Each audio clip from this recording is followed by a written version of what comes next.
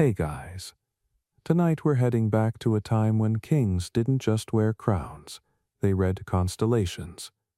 You're in Toledo, sometime around the late 6th century, and the air smells faintly of beeswax, sweat, and a touch of goat. The Visigoth court is restless beneath a crimson sunset that looks suspiciously like an omen, and everyone seems to be pretending they're not terrified about it. You probably won't survive this night. At least not without being accused of witchcraft or bad astronomy. So, before you get comfortable, take a moment to like the video and subscribe, but only if you genuinely enjoy what I do here. Drop a comment telling me where you're watching from and what time it is for you right now. Now dim the lights, maybe turn on a fan for that soft background hum, and let's ease into tonight's journey together. The first thing you notice as you walk into the Great Hall is the ceiling. It's painted like the heavens, a royal dome of blue and gold, where tiny silver stars shimmer by candlelight. Beneath it, the king's astrologers, bearded men with ink-stained fingers and suspiciously confident voices, are arguing over the alignment of Mars and Jupiter. One insists the red planet means war, another says it predicts a good harvest, a third just wants dinner. The king, record before his conversion, sits silently, his eyes flicking between the ceiling and the comet, streaking outside the window. You breathe in, feeling that blend of incense and anxiety that seems to define every medieval power meeting. Somewhere behind you, a monk whispers that comets are God's way of telling men to behave. Someone else mutters that comets just happen when the heavens hiccup. The truth, like most things in Visigoth Spain, depends on who's holding the sword. You edge closer to the table, pretending to be interested in the astrolabes scattered across it. They're heavy brass instruments, etched with circles and numbers that only make sense to people who use epicycle in casual conversation. The astrologer nearest you adjusts one, squinting at the stars through a tiny window, and mutters that Venus looks unusually pale tonight, possibly a bad sign for royal marriages. You glance at the queen, who looks alarmed, then at the king, who suddenly finds his wine goblet very interesting. You'd think, after years of celestial warnings, people might take astrology with a pinch of salt, but in this hall, star charts are policy documents. The mainstream historical fact here, the Visigoths, especially during Recorder's reign, genuinely believed celestial movements mirrored divine will. Astrological consultations influenced everything from coronations to campaigns, and the quirky tidbit, some chronicles mention that one royal astrologer carried a talking sphere, a hollow bronze globe that supposedly hummed when planets aligned, which probably just meant someone forgot to let the air out. The scholarly debate. Historians still argue whether Visigoth astrology was a true scientific inheritance from Rome, or more of a Gothic remix of superstition and politics. You, standing there with your modern skepticism and your phone flashlight, can't help wondering how anyone took this seriously. Yet when thunder rumbles outside and candle flames shudder, even you feel the weight of ancient fear pressing down. The astrologers step closer to the king's dais, forming a semicircle. One begins reciting planetary positions, like a priest chanting psalms. Another sketches symbols onto wax tablets, little circles for the sun, arrows for Mars, crescents for the moon. The hall falls silent, except for the soft scratching of styluses and the occasional nervous cough.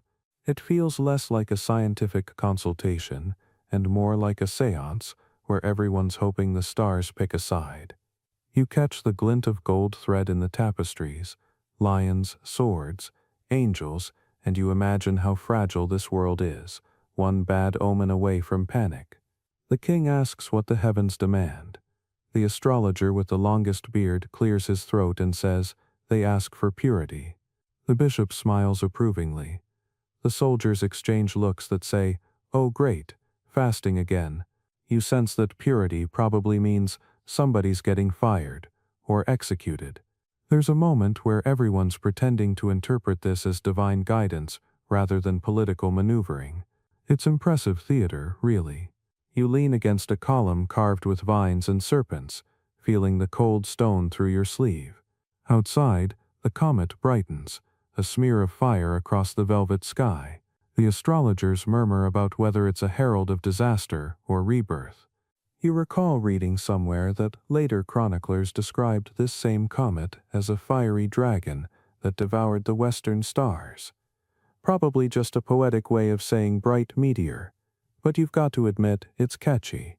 You listen as the king orders sacrifices for safe guidance, though, given Spain's shifting religion at the time, it's unclear whether that means lambs, incense, or just an especially long sermon.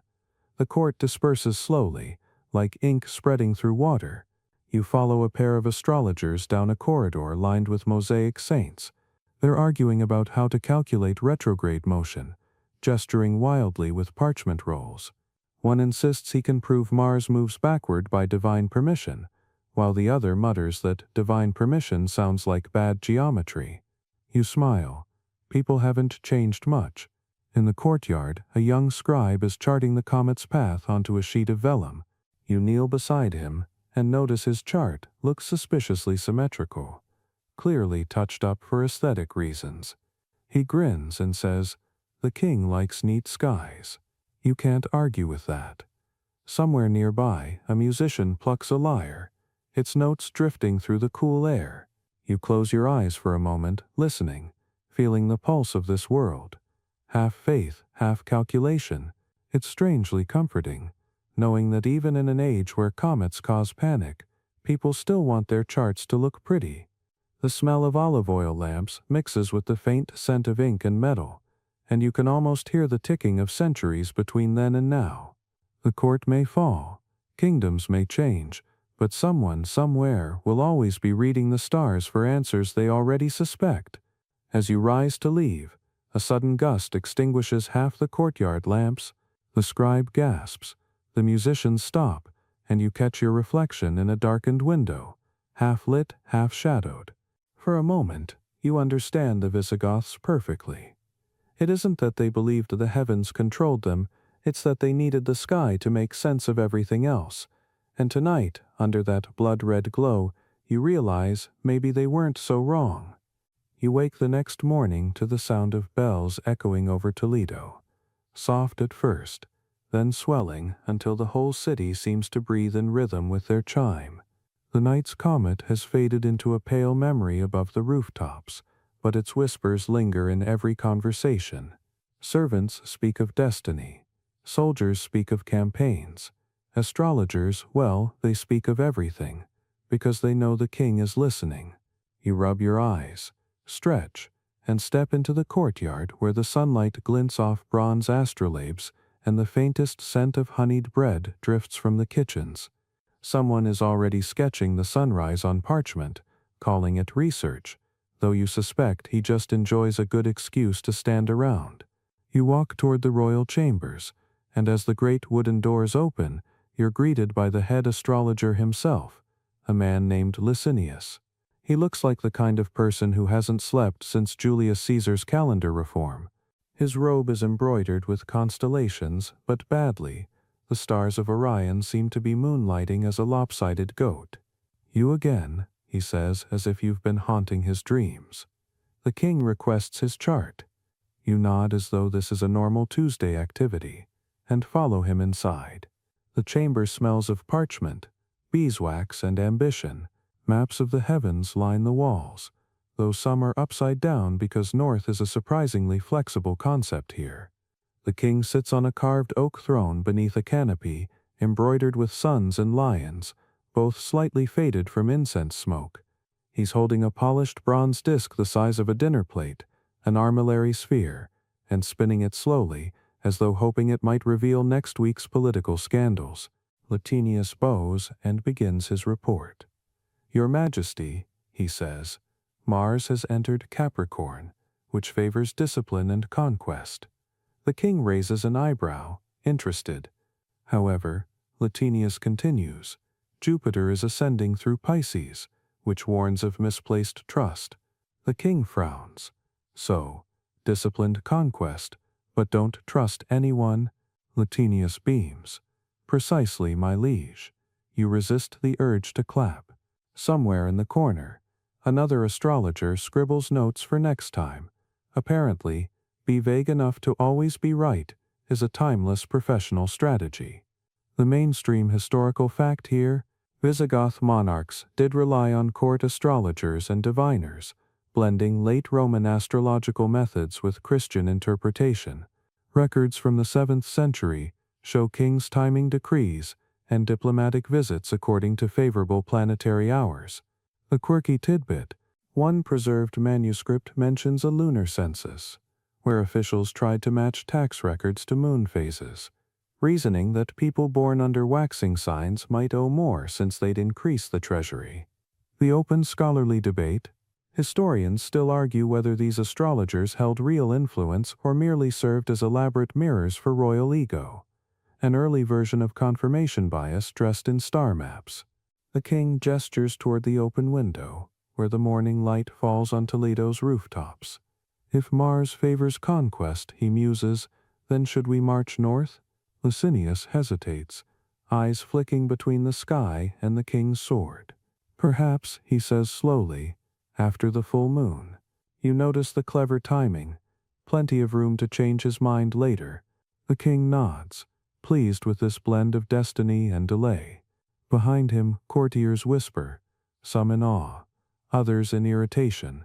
You imagine the scene repeated in courts across Europe, kings pretending to control fate while secretly terrified of it. You wander toward a table covered in astronomical instruments, an armillary sphere, an astrolabe, several brass compasses, and one mysterious cup that definitely isn't for tea. A young apprentice sits there, adjusting a quadrant with exaggerated care. He looks up and grins shyly. We chart the heavens, he says, to know what the earth intends. You smile back, though you suspect the earth has more to do with taxes and less with destiny. Still, it's impressive, the way they balance faith and mathematics, prayer and geometry, all while wearing robes heavy enough to double as blankets. The apprentice invites you to peer through a tiny slit window lined with crystal. Look, he whispers, the morning star. You follow his finger and see Venus glowing faintly, pale against the dawn. That's the Queen's star, he says reverently. She was born beneath it. You nod, appreciating how celestial branding has always been good politics. In truth, this blending of astrology and monarchy helped legitimize royal power. A king's birth chart could be read like divine paperwork, a cosmic resume, proving he was destined to rule. You can almost hear the campaign slogan, chosen by the stars, endorsed by Saturn. Later, in the grand hall, the queen enters, flanked by two ladies-in-waiting who carry scrolls like their sacred relics. She sits beside the king, her gold veil catching the light, and glances at the astrologers with polite suspicion. You say Mars means conquest, she says softly. Then who will suffer it? The room freezes. Even Licinius seems unsure whether this is a theological or personal question. The queen continues, her tone steady. If the stars favor us, they must favor someone else's ruin. It's a fair point, though philosophically inconvenient. The king changes the subject by asking for lunch. You exhale slowly. Apparently celestial politics can be as awkward as earthly ones. After the council disperses, you follow Licinius through a shaded corridor, lined with Roman columns, reused from older temples. He pauses beneath one, tracing his fingers over a Latin inscription nearly worn away by time. These stones remember, he murmurs. They saw Rome rise and fall. They'll see us too. His eyes gleam, not with fear, but with fatalism. You realize the Visigoths inherited not just land, but also the anxiety of empire, that constant dread of being the next fallen civilization. Astrology wasn't just entertainment, it was therapy, a cosmic spreadsheet for their collective neurosis. Outside, Toledo bustles under the midday sun. Traders shout, children chase chickens, and above it all the cathedral bells mark the passing hours. You stop near a fountain where a group of scholars argue about whether the zodiac contradicts free will. One insists that to deny celestial order is to deny divine wisdom. Another snaps back. To depend on it is to deny grace. You sip your water and think, congratulations, you've just witnessed the first recorded episode of Medieval Theological Debates, the podcast. A cat jumps onto the fountain's edge, stares at its reflection, and meows as if contributing to the discussion. The scholars take it as a sign. As dusk approaches, the king and queen appear on the balcony. The court gathered below. The astrologers light torches and point toward the sky, where the first stars tremble into view. Licinius raises his hand dramatically, declaring that the alignment of Venus and the crescent moon promises peace within the kingdom. The crowd sighs with relief, though someone in the back mutters, "Didn't he say the same thing last week?" You chuckle quietly. Apparently, even in the 7th century, people knew a rerun when they heard one. Still, there's a certain beauty in it. You watch the torches flicker like earthbound stars, and realize how fragile their faith was, how much comfort they drew from believing that heaven paid attention. Maybe that's what keeps every civilization sane, the idea that someone or something up there is watching, even if they're not taking notes. The queen looks up, her expression softer now, and for a fleeting moment you can almost believe the sky itself bends closer to listen. Later that night, long after the court has gone quiet, you find Licinius alone in the observatory. The only light comes from an oil lamp, and the stars beyond the slit window.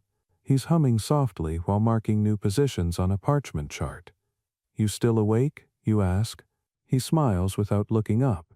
"The sky never sleeps," he says, "so neither can I." You sit beside him, listening to the steady scratch of his quill. "Do you ever wonder," you ask, "if the stars really care?" He pauses, glances at you, and replies, "No, but the people do, and that's enough." He returns to his chart, and you notice the ink glistening like liquid midnight. Outside, a thin breeze rustles the olive trees, carrying with it the faint sound of distant bells.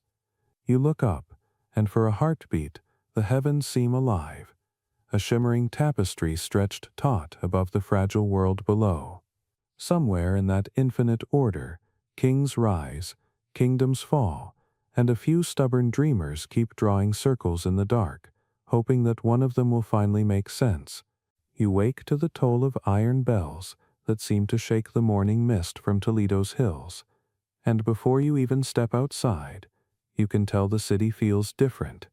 There's a heaviness in the air, the kind that arrives when too many people are pretending to agree about something. The Visigoth kingdom is in the middle of its most awkward identity crisis yet, the great religious flip from Arian Christianity to Catholicism.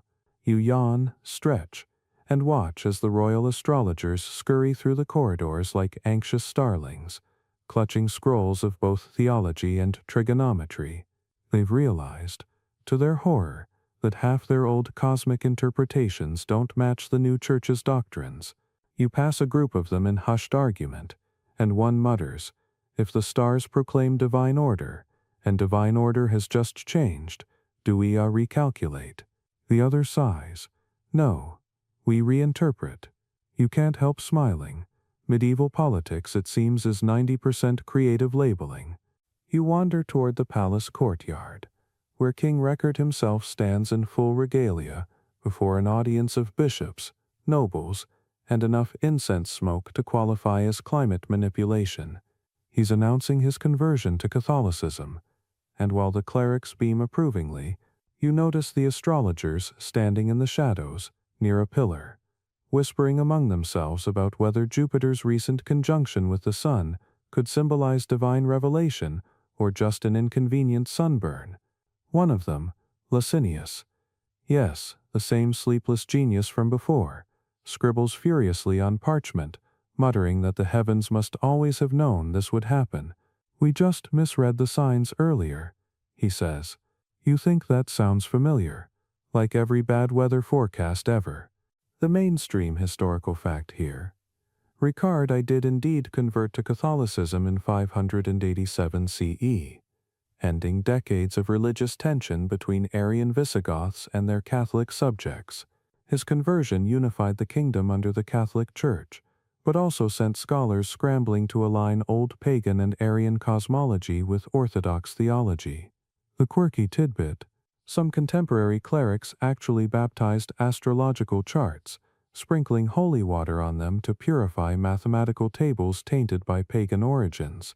In the open scholarly debate, experts still argue whether Visigothic astrology declined because of religious suppression or quietly adapted itself under Christian disguise, essentially rebranding horoscopes as divine providence reports. As the ceremony continues, you spot the queen beside the dais, her gold veil glinting like a captured sunrise. She looks serene, but you sense the calculation behind that calm. Queens, after all, have always known how to read the room and the sky. She turns slightly toward you as if to say, "Watch how faith becomes theater." The choir sings, the bells ring, and the king proclaims that truth has triumphed over heresy. The crowd cheers, though you catch a noble whispering that he'll need to repaint all his family crests. Apparently, halos are the new fashion statement. After the ceremony, you drift toward the astrologer's study, a vaulted room where celestial charts hang beside crucifixes, the uneasy marriage of geometry and grace. Licinius paces back and forth, ranting that the heavens haven't changed, only human labels have. When Mars rises in Aries, it still means conflict, he says, but now we must call it divine testing. You nod sympathetically while another astrologer insists they should add a prayer to each chart to keep it ecclesiastically safe. It's half crisis meeting, half medieval branding session. You glance over one astrologer's shoulder at a parchment covered in zodiac signs drawn to resemble angels instead of animals. Leo the lion now sports a halo. Aquarius is renamed John the Baptist, and Sagittarius has been reimagined as a saint with exceptional aim. You chuckle, and the scribe glares at you.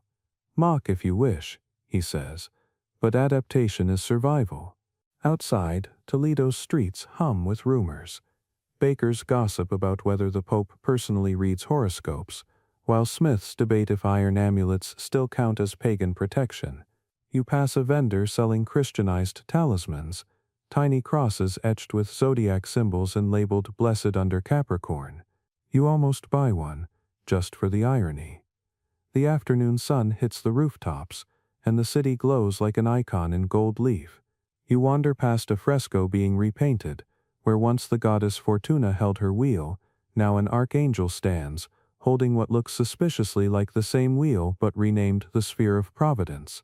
The artist catches your eye and shrugs. "Paint's expensive," he says.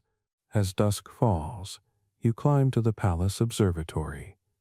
The room smells of wax, parchment, and burnt herbs. Licinius and his apprentices are gathered around an astrolabe, muttering like gamblers trying to fix divine dice. If the church insists that the stars cannot determine fate, one says, then perhaps they merely reveal God's timing. Licinius frowns. "Fine," he says, "but let's keep the ephemerides handy just in case God's clock is off." You can't help laughing softly. Their intellectual acrobatics are both absurd and endearing, like watching theologians speedrun astrophysics. They light candles and begin charting the heavens anew, this time adding little crosses beside each planet's symbol, as if holiness could be penciled in. One apprentice whispers nervously, "What if they outlaw astrology?" Licinius doesn't look up. "Then we'll call it astronomy," he says. You grin, because that line, dear listener, might just be the birth of a new era. As the night deepens, you feel the city quiet beneath you. The bells are silent, the river Tagus glimmers like a ribbon of molten bronze, and above, the sky stretches infinite and unjudging. You lean on the parapet, thinking how fragile belief is, how it bends and reshapes like wax under the heat of politics. You wonder what it must have felt like for those astrologers, men trained in geometry and omen, to wake up one day and find their universe suddenly under new management. You hear Licinius sigh behind you. "The stars," he says softly, "do not mind what language we speak. They shine anyway." A shooting star streaks across the horizon, brief and brilliant, and the apprentices gasp as if heaven just approved their theological contortions. Licinius raises a cup of watered wine and toasts quietly to the unchanging. You join in, because for all the centuries that will follow, empires falling, doctrines shifting, those stars will still hang where they've always been, patient and amused. You stay there long after everyone else is gone, watching dawn creep slowly over the tiled roofs of Toledo. The first light touches the cathedral spire, then the astrologer's tower, and finally your face. The bells begin again, softer this time, almost apologetic. You close your eyes and breathe in the scent of dust and myrrh. The stars may belong to heaven, you think, but interpretation will always be a very human game, and in the Visigoth kingdom the rules have just changed. You spend the next few days in what could only be described as the medieval equivalent of an accounting office run by prophets.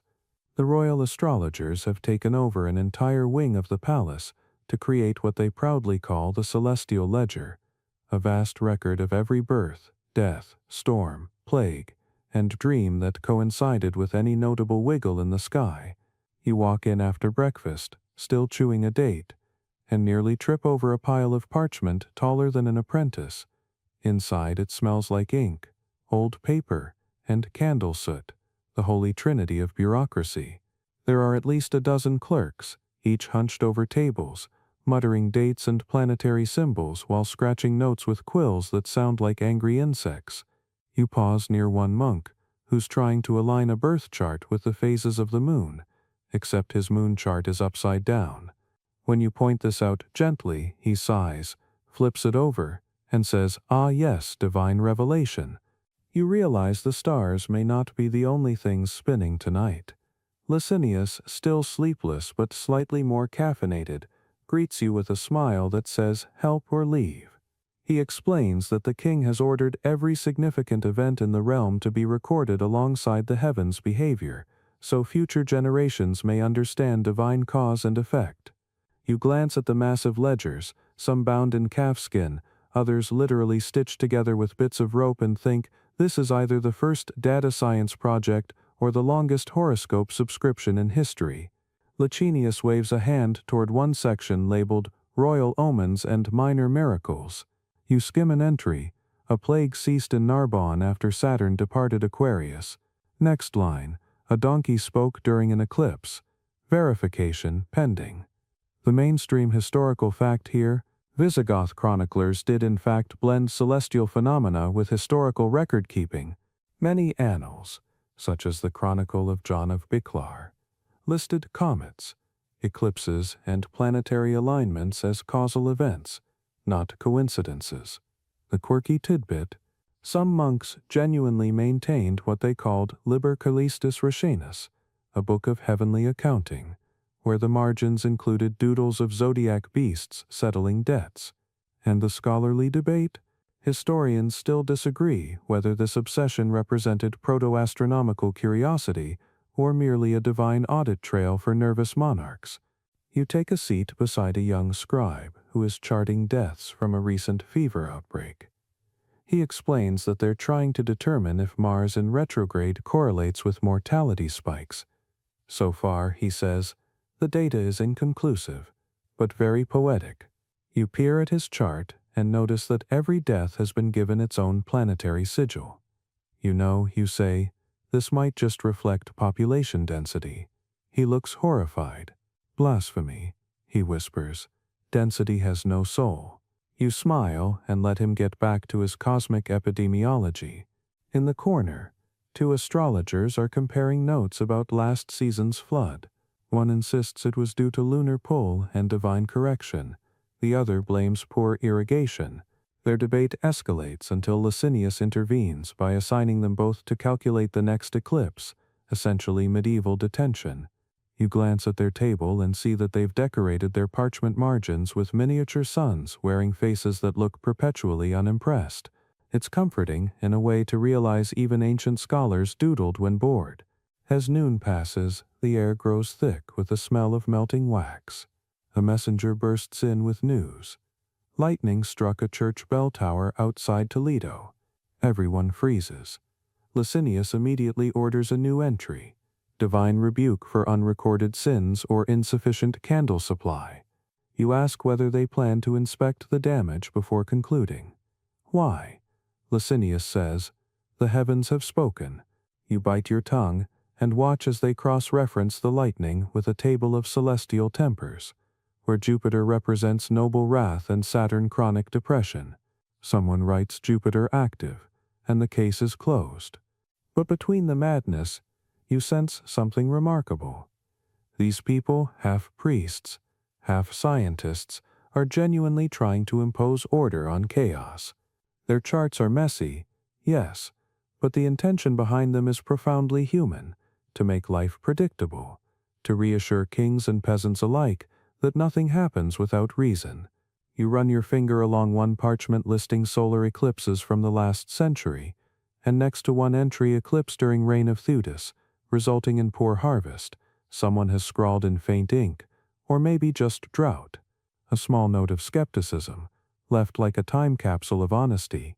You grin, realizing you've just found the first known footnote of doubt. Later, the king himself visits the ledger chamber, his robes sweeping through the candlelight. He peers over Licinius's shoulder and frowns. "So," he says, "if Mars brings war and Saturn brings illness, which brings peace?" Licinius hesitates. Paperwork, perhaps. The courtiers chuckle, but the king doesn't. He orders a new table created: heavenly indicators of peaceful governance. You help them brainstorm. Jupiter in trine, no eclipses, minimal earthquakes, birds flying in polite formation. Someone adds dreams featuring milk and honey. The king nods solemnly, satisfied that stability now has coordinates. You wonder if anyone will tell him it doesn't work like that, but decide, wisely, that it won't be you. That night, long after everyone else is gone, you find Licinius alone by candlelight, flipping through the ledger. His fingers trace the ink like someone reading a diary of gods. "We think we're recording the heavens," he murmurs, "but it's really just ourselves." You sit beside him, the candle flickering low. "Do you ever wish you could see the sky without interpreting it?" you ask. He smiles faintly, only when it's cloudy. He shows you a fresh page he's started, a blank chart awaiting future events. "Someday," he says, "someone will find these records and call it history. Maybe they'll laugh at our formulas." You glance at the ink-stained walls, the meticulous chaos, the smell of old wax, and think, maybe they'll laugh, but they'll also understand. Because what is history, really, if not humanity, trying to draw straight lines through a sky that refuses to sit still? Outside, the moon rises fat and gold, and the palace windows shimmer with its reflection. Somewhere below, a night watchman hums a slow tune, his lantern bobbing like a moving star. The bells toll midnight, echoing through the marble halls, and Licinius writes one last line before blowing out his candle. Full moon visible, hearts unsteady, ink sufficient. The darkness that follows feels almost gentle, like the universe closing a ledger at the end of another long, mysterious day. The day of the coronation begins with a sunrise that looks far too dramatic to be accidental. The entire sky glows red-orange, a kind of fiery hue that makes even the pigeons hesitate, as if they too are worried about what it might mean. You step into the great courtyard of Toledo's royal palace, and the first thing that hits you is the smell: incense, sweat, roses, and the faint metallic tang of polished armor. Courtiers glide about like nervous constellations, their silk robes rustling with whispers. Trumpets sound, bells clash, and somewhere in the background, someone drops a censer with an audible clang, which everyone pretends was symbolic. You know the kind of day this will be: too many omens and not enough coffee. King Record sits on a gilded throne at the top of the marble steps, draped in gold-threaded robes that shimmer like sunlight caught in honey. Behind him, a tapestry of angels and stars frames his silhouette, as though heaven itself has RSVP'd to the event. But the true stars of the show stand at his side. 3 royal astrologers holding scrolls, charts, and the slightly desperate look of men who know the future might get them executed. You can almost smell their anxiety. Ink, candle wax, and fear. The trumpets fade. The murmuring crowd stills. And at that exact moment, the light shifts. The sun flickers behind a thin veil of cloud, dimming the courtyard into an eerie bronze glow. Heads tilt skyward. Someone gasps. You follow their gaze, and there it is, a faint streak across the heavens, a pale thread of light moving too slowly to be a bird, and too bright to be ordinary. A comet. Of course. Nothing says smooth coronation like a giant flaming rock in the sky. The murmurs rise to a nervous hum. A priest crosses himself 3 times. An astrologer faints into his own parchment. Someone near you mutters, "Last time we saw one of those, the soup spoiled." You almost laugh, but stop, because the king has noticed too. Rickard's face is unreadable. He leans slightly toward Licinius, who is doing his best to pretend this is all very normal. "It is," he stammers, "a celestial salute, my liege, a divine ribbon across the heavens." The king's eyes narrow. "And not a warning?" Licinius gulps. "Well, all divine salutes contain a moral reminder." You can feel every pair of eyes in the courtyard pressing down on him. The queen whispers something to her ladies, and even the doves released for the ceremony seem to reconsider their timing. They circle awkwardly overhead, as if waiting for the astrologers to give clearance. The mainstream historical fact here: at least 2 chronicles from the Visigothic period record. Unusual celestial events, comets, eclipses, or red lights, coinciding with major royal ceremonies.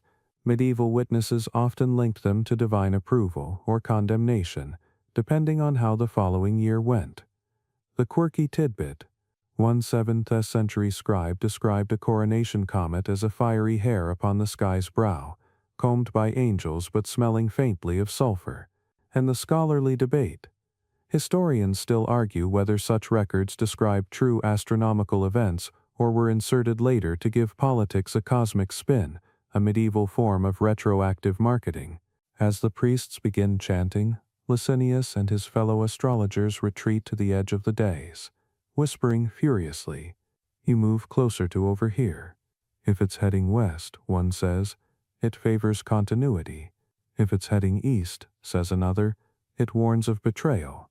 They both look up, realize the comet is moving vaguely northeast, and panic. Licinius finally declares, "It signifies vigilance," which is delightfully neutral, and guaranteed to sound wise no matter what happens. You can't help but grin. This is the art of medieval spin in its purest form. Take a terrifying omen and make it sound like a motivational speech. The ceremony continues. Bishops sprinkle holy water. Nobles swear loyalty, and the crowd cheers at all the right moments, though their eyes keep drifting skyward. A group of peasants at the back kneel and start confessing loudly, just in case. You notice one young scribe frantically updating the official chronicle. A comet was seen above the city, heralding divine attention to the king's reign. You lean over and whisper, "Couldn't that also mean doom?" He shrugs. "I'll add a footnote later, depending on how taxes go." Hours pass in a haze of incense and ceremonial Latin. When the crown finally settles on Rickard's head, a gust of wind sweeps through the courtyard, scattering rose petals and extinguishing several candles. The crowd gasps again, and one priest announces it as the breath of the Holy Spirit, while a guard mutters that it's just Toledo being Toledo. You realize, not for the first time, that medieval spirituality runs on equal parts awe and improvisation. After the ceremony, the king invites a select few to the banquet hall, an immense chamber glowing with torchlight and lined with silver platters of roasted meats. You join the astrologers near the end of the table, where they're nervously comparing star charts to the pattern of wine stains on the tablecloth. "Do you think the comet means war?" one asks. "Not if it burns out quickly," says another. "Then it's just gossip." You sip your wine, amused by their fatalistic optimism. The king rises for a toast. "To our reign under heaven's gaze," he proclaims. The crowd echoes his words. glasses raised. But when the king glances at the comet's faint trail still lingering through a high window, you catch the flicker of uncertainty behind his regal smile. Power, it seems, always comes with a weather report. Later, when most guests are too full or too drunk to care about celestial mechanics, Licinius pulls you aside to the balcony. The night air is cold, the sky enormous and glittering. You see that, he says, pointing toward the comet's fading glow. People think it's a warning, or a blessing, or a prophecy. But it's just ice and dust. He pauses. And yet, look how it moves them. You watch the torchlight reflecting in his eyes, two tiny flickers like stars struggling against the wind. Maybe, you say, that's the point. It doesn't matter what it is. It matters what it makes us believe. Licinius smiles wearily. Belief keeps kingdoms alive, he murmurs, even when the math doesn't add up. Below, the streets are alive with chatter. Some citizens celebrate the omen, others hide indoors clutching relics. You hear a woman singing softly, her voice rising and falling with the wind, an old Visigothic lullaby about kings and stars and the end of days. It drifts up to you like smoke, haunting and strangely tender. As the final torch gutters out, you look back at the king's empty throne inside the hall, the gold gleaming faintly in the darkness. You realize how fragile all of this really is. The crown, the faith, the elaborate certainty that the heavens care about any of it. The comet fades completely, leaving the sky blank and vast.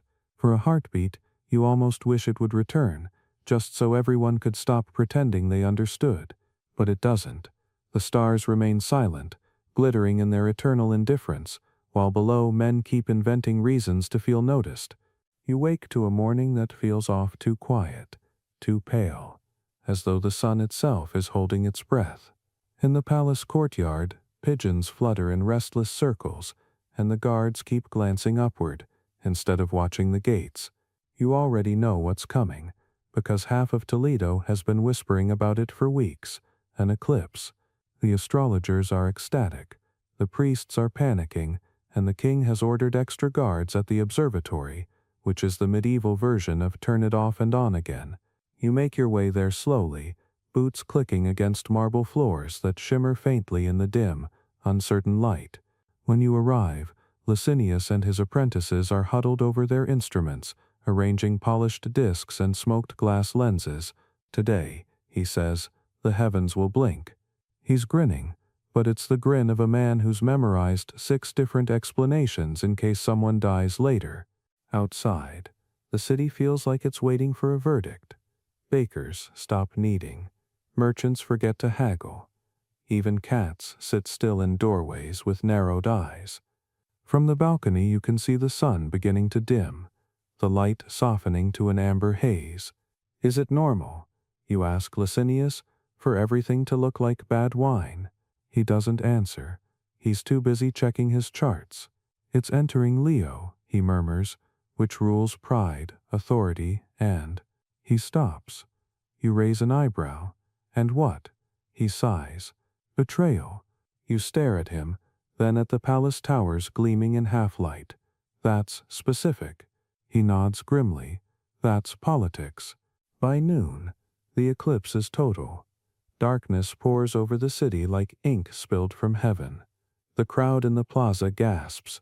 Children cry. Someone starts singing a hymn off-key just to fill the silence. You glance toward the royal dais, where King Record stands with his court, expression carved from stone. To his left, his closest advisor, a tall, thin man named Fronto, is visibly sweating. You've seen that look before, the guilty kind that no prayer can hide. A few months ago, Fronto's horoscope had been accidentally adjusted to predict long life and divine favor. The astrologers had joked about it privately, but now, in this eerie half-night, the joke feels less funny. The mainstream historical fact here? In the late Visigothic court, accusations of forged prophecies and manipulated horoscopes occasionally surfaced in royal records. Astrological missteps could cost you your post or your head. The quirky tidbit, Some astrologers protected themselves by writing every prediction in deliberately ambiguous Latin verse, so even if the stars proved them wrong, they could claim misinterpretation by the reader. And the scholarly debate? Historians still argue whether astrology was truly influential or merely a convenient scapegoat when politics went sour. The eclipse reaches its peak, and the courtyard falls silent. Even the torches seem hesitant to burn. Then, from somewhere behind you, a voice cries out. The light flees from treason. It's a monk, wide-eyed and shaking. The crowd ripples with unease. The king turns slowly to Fronto. You can practically hear the cosmic irony snapping into place.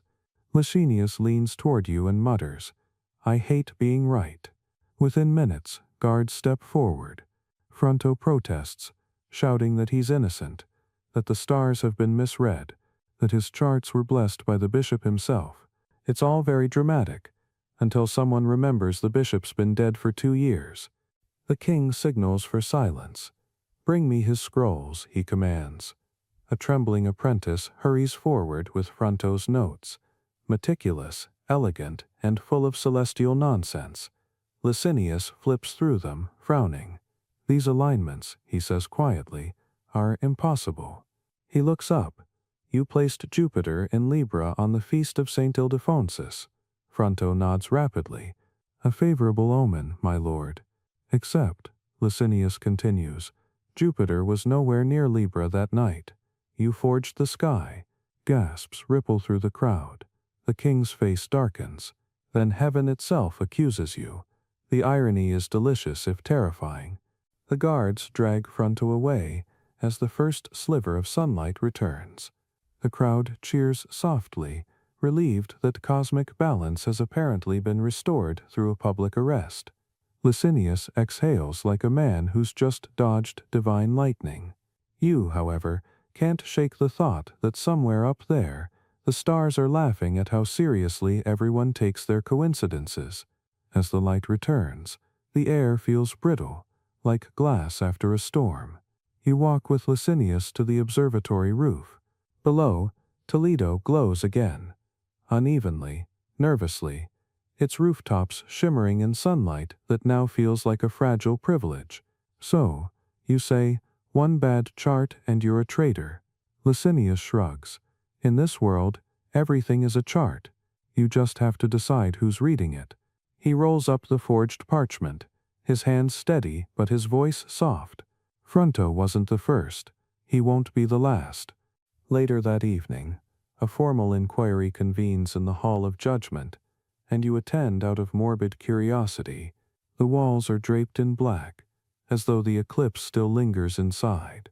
Fronto kneels before the king, his scrolls spread like evidence of original sin. The court astrologers stand beside him, faces carefully neutral. The trial is less about truth than performance, a cosmic courtroom where every argument doubles as theology. Fronto insists his predictions were allegorical. The bishop declares that allegory is the devil's syntax. The king looks bored. You realize that this isn't about stars at all. It's about control. Heaven is just a mirror held over politics, and everyone's fighting for the reflection.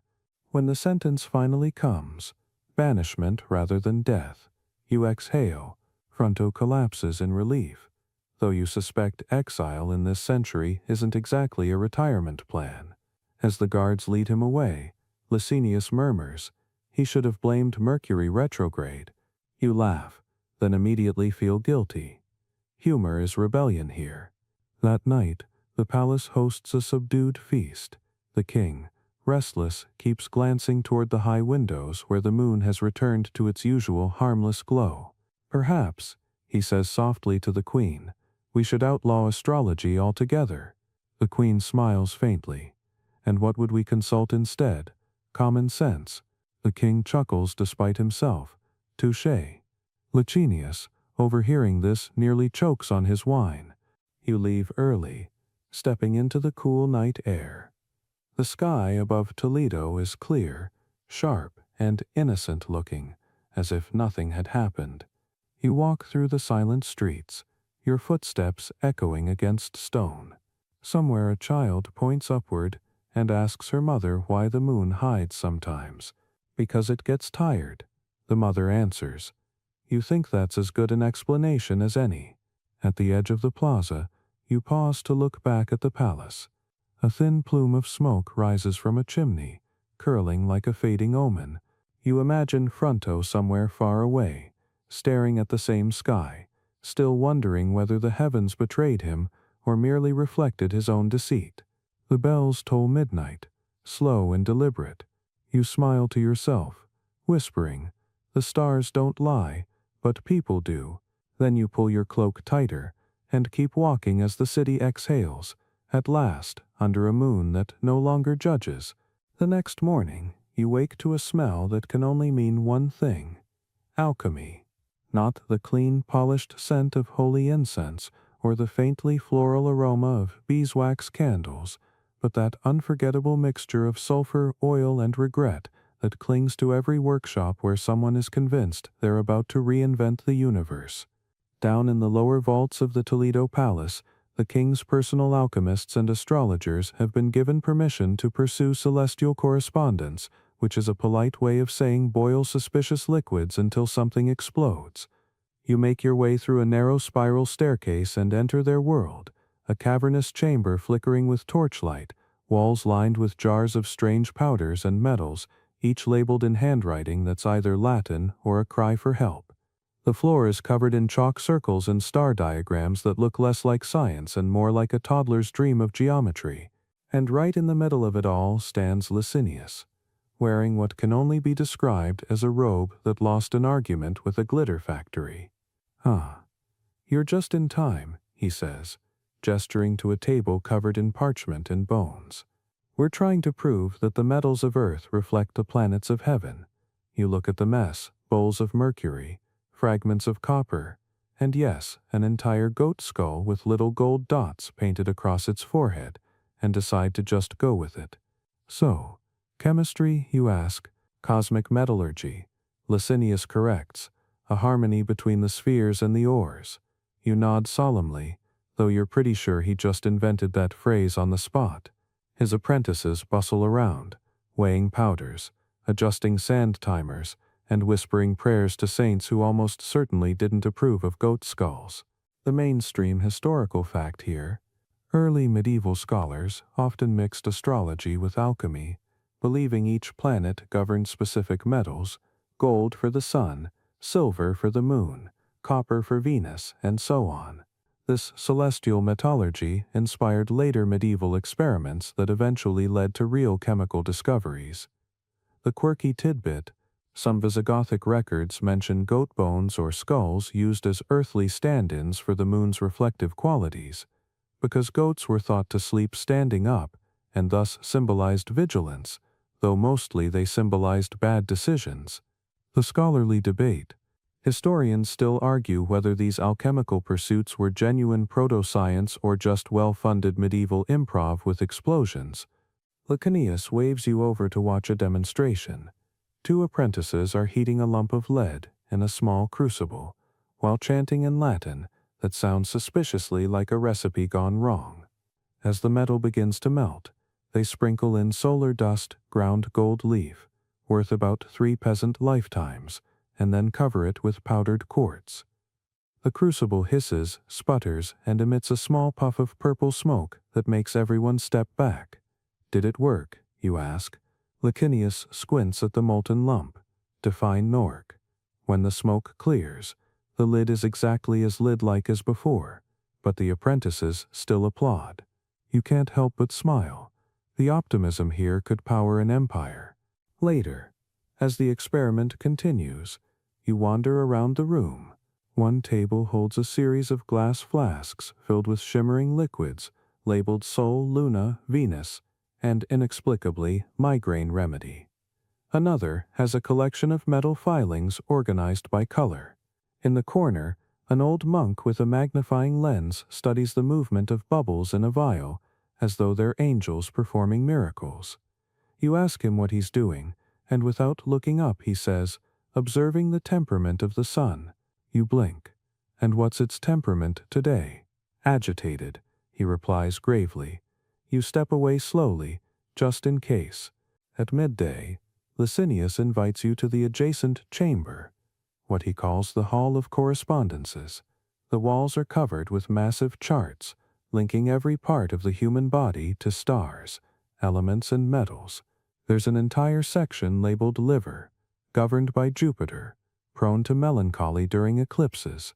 You read another line, teeth, ruled by Saturn, vulnerable when Mercury sneezes. You're not sure whether to laugh or make a dentist appointment. We seek unity, Licinius explains proudly, between man, metal, and heaven. He hands you a small piece of parchment, covered in tiny golden script. This is a talisman, he says. It aligns the wearer's fate with the sun's radiance. You turn it over, and notice it's actually a thin strip of gold leaf glued to goatskin. What if it doesn't work? You ask. He shrugs. Then you are aligned with Saturn instead. As evening falls, the workshop takes on a surreal glow. Lamps burn low, casting long shadows over the instruments. The alchemists move more slowly now, their murmurs blending with the faint bubbling of glass retorts. You feel as though you've stumbled into the physical version of a dream, half science, half superstition, wholly sincere. One apprentice is sketching the sun's reflection in a bowl of mercury.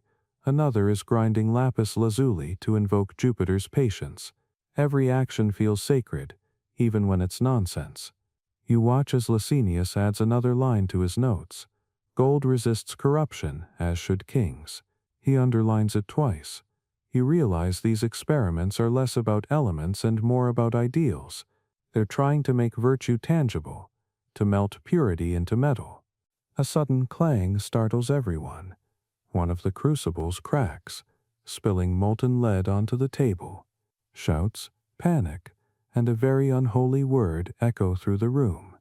Licinius rushes to smother the spill with sand, while muttering something about spiritual turbulence. When the chaos settles, a small blackened coin of fused metal remains. One apprentice lifts it reverently, as though it might be holy. A sign, he declares. Of what? Licinius asks. Of perseverance, the boy suggests.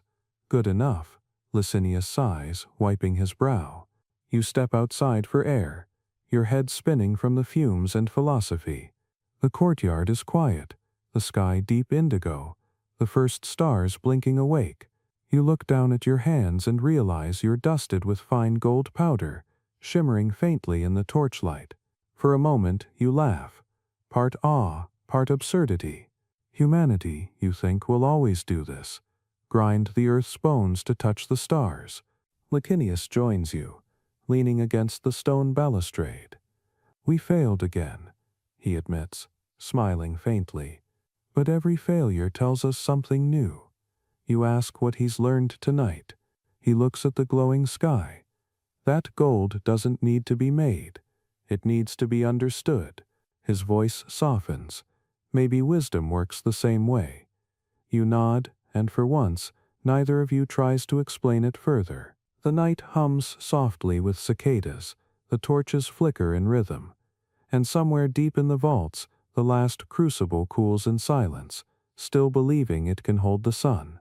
By the time you reach the monastery of San Leocadio, the air already smells like chalk dust, lamp smoke, and quiet frustration, the three main ingredients of medieval education.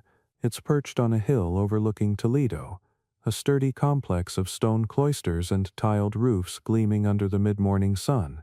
Inside, a faint humming echoes through the corridors, the combined sound of prayer, calculation, and mild academic panic. This is where the kingdom's monks are trained not just to read the stars, but to argue about them endlessly. You push open the heavy wooden door of the lecture hall, and immediately understand why the locals call it the School of Heavenly Errors. There's a dozen novices hunched over long tables, drawing planetary circles with the intensity of men diffusing bombs, while an older monk, his tonsure resembling an accidental eclipse, paces before them muttering, "No, no, no, brothers. You cannot put Mars inside Jupiter. That's barbarism." You find a seat in the back just as he slams a chalk stick onto the table, sending up a small cloud. The heavens, he declares, are orderly, perfect, and completely indifferent to your opinions. Please stop anthropomorphizing them. One novice raises his hand timidly.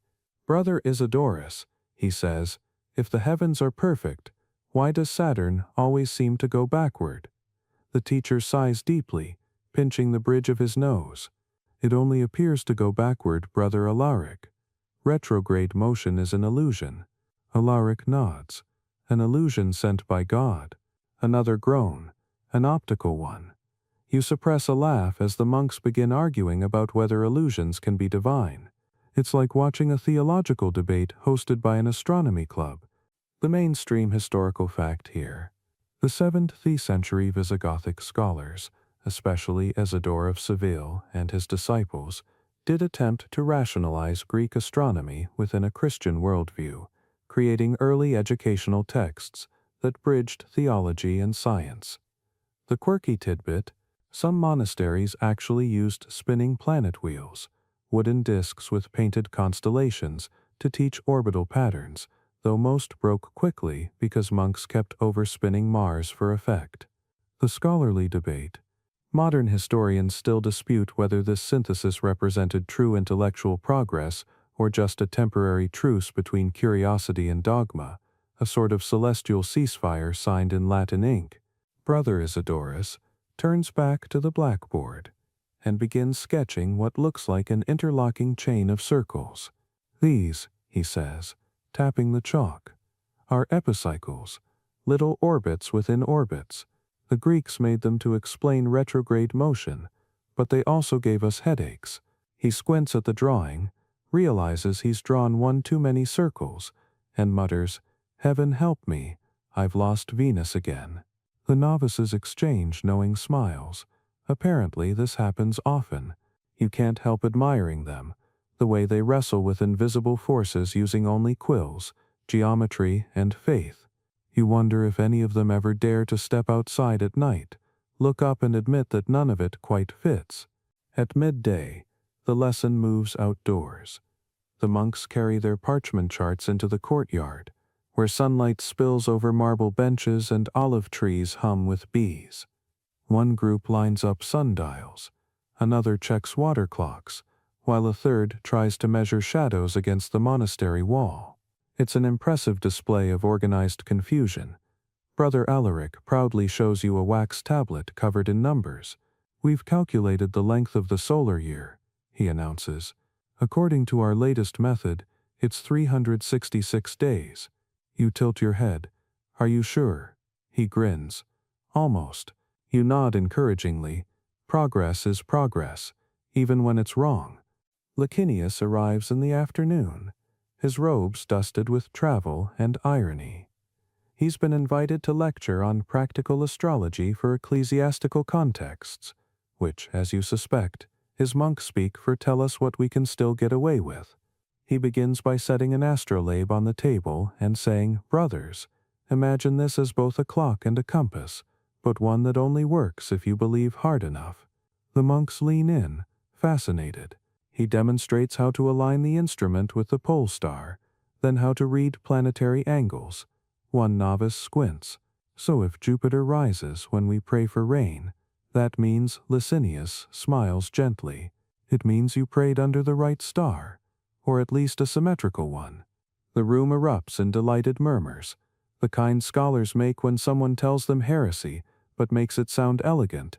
Later, during supper, you sit beside a young monk named Aurelio, who's been assigned to copy astronomical texts by hand. "We're preserving wisdom," he says proudly, ladling soup into a bowl. You glance at the manuscript beside him and notice several corrections scrawled in the margins. "You changed the order of the planets," you point out. He blushes, "Only slightly. I felt Saturn deserved better placement." You grin, "A risky edit." He shrugs. The heavens may be divine, but they benefit from constructive criticism. As night falls, the monks gather in the cloister garden for evening prayers. Instead of facing the altar, they face the sky. Their voices rise in slow, melodic Latin, the rhythm perfectly synchronized with the swing of a pendulum clock marking seconds they can't yet measure. You stand quietly among them, listening, watching as the stars emerge one by one, soft, patient, endless. It's humbling, this blend of devotion and confusion, of logic bound to faith like wax to a candle flame. After prayers, you follow Licinius to the observatory tower at the edge of the monastery grounds. Inside, it's dark except for one small lamp and the glow of the moon through an arched window. A brass sphere hangs from the ceiling, spinning slowly, planets etched into its surface. They call it the world engine, he says. It's supposed to remind them that all motion is divine. You watch the shadows twist across the floor as the sphere turns. Do you believe that? You ask. Licinius smiles faintly. I believe in motion. He pulls out a parchment and spreads it on the table. It's covered with calculations and annotations, some neat, others frantic. They'll get it wrong for centuries, he says softly. But each mistake is a kind of faith. You reach for the truth, and in missing it, you learn its outline. You nod, feeling the weight of that. Outside, a night wind brushes against the stone walls, carrying the faint scent of rosemary and candle smoke. You look up at the stars, shimmering over Toledo, and realize how beautiful error can be, especially when it's honest. Licinius chuckles under his breath. They call this place the School of Heavenly Errors, he says. But maybe error is heaven's favorite language. You glance at him, surprised. You mean because we're always wrong? He shakes his head. Because we never stop trying. The lamp flickers once, twice, then steadies. In its dim light, the golden lines on the brass sphere shimmer like thin veins of eternity, and for a long, gentle moment, all the noise of theories, prayers, and calculations fades into something simple, the quiet heartbeat of a world still learning how to look up. The night you arrive back at the palace, the hallways smell of melted wax and roasted meat, signs that an emergency council has been called during dinner, which is never good news. You follow the faint trail of murmurs and candle smoke until you reach the king's chamber, where the royal astrologer Licinius stands surrounded by half-melted candles, his face lit from below like a man trying to scare his own shadow. The queen sits nearby, pale and sleepless, her hands folded tightly in her lap. Outside, the wind howls through the arches, rattling the stained glass. They say the sky glowed red over Merida tonight, she whispers. A soldier swears the moon bled. You can tell by the look on Licinius's face that he's already heard 3 different versions of the same story. He gestures toward his charts. It was an ordinary lunar eclipse, he says calmly. Just, well, more dramatic than usual. The king, pacing near the fireplace, stops. And yet, he says, our enemies choose tonight to move against us. Tell me, is that coincidence or omen? Licinius exhales through his nose. Majesty, the stars incline, they do not compel. The king narrows his eyes. That sounds like something a man says when he's out of ideas. You stay in the shadows, pretending to study the wall frescoes, saints looking deeply unimpressed by the living, but you can feel the tension humming in the air like a plucked string. The candles flicker, the chamber grows warmer.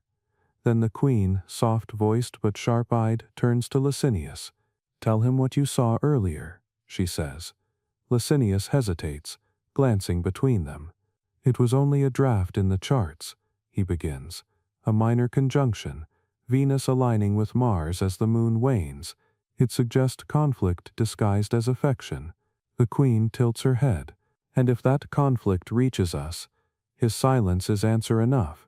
The mainstream historical fact here, medieval rulers frequently demanded astrological forecasts before battles, treaties, and even dinner plans.